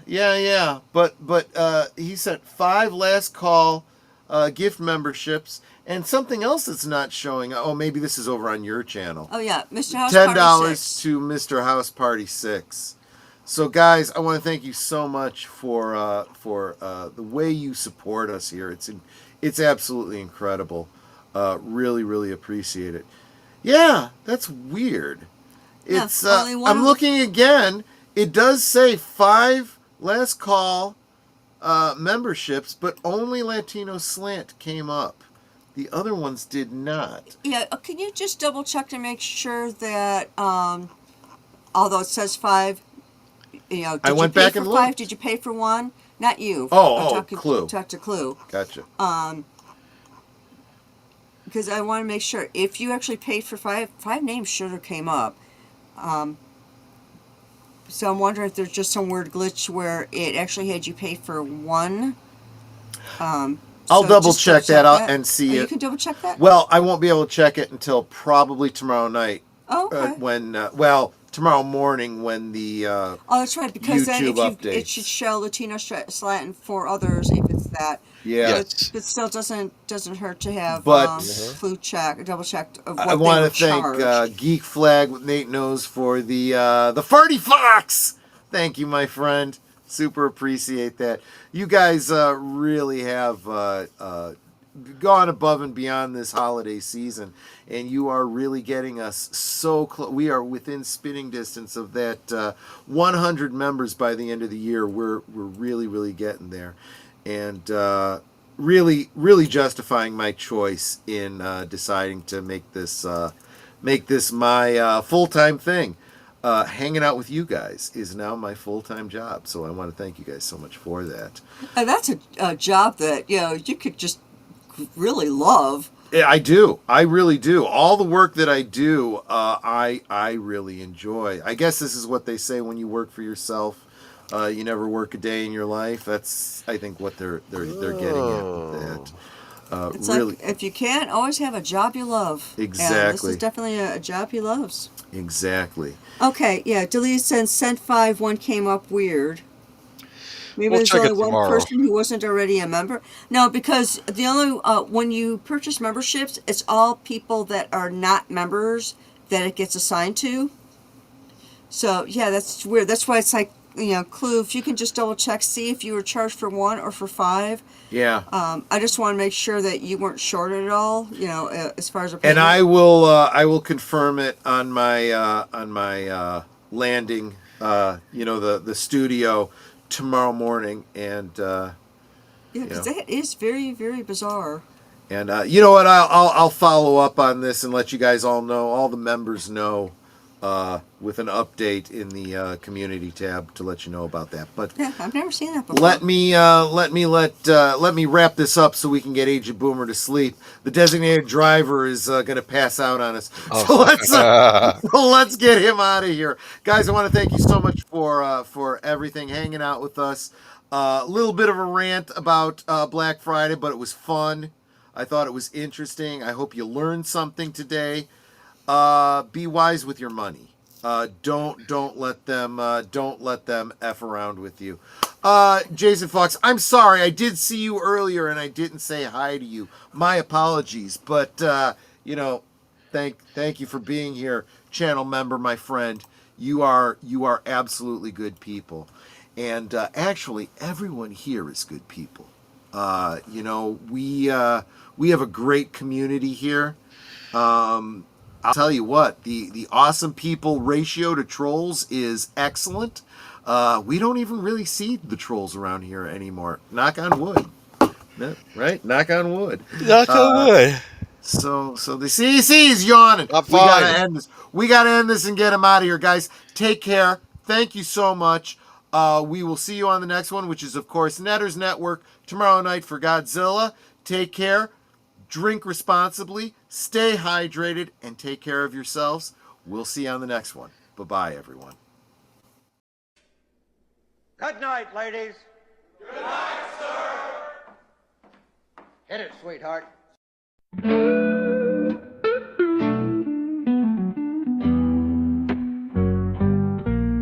The neon lights are fading, closing time is near. Whispers in the corners, secrets shared sincere. The bartender's polishing the final glass. Time slips away like moving through the grass. Last call for alcohol, make your dreams come true. One more round, friends, from me and you. Let's toast to the night, to the stories we've spun. Here's to the laughter and to what's begun. The shadows are dancing as we linger still. Every clink of a glass, a memory to distill. Beneath this smoky haze, our feelings they unfurl. A tapestry of whispers in this corner of the world.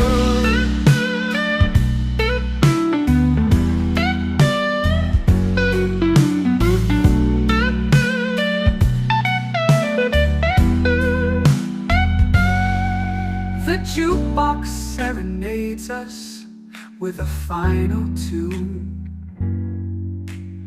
crooning to the lonely and the lovers under the moon.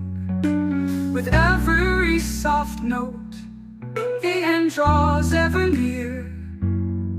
But in this fleeting moment, there's nothing to fear. Last call for alcohol, make your dreams come true.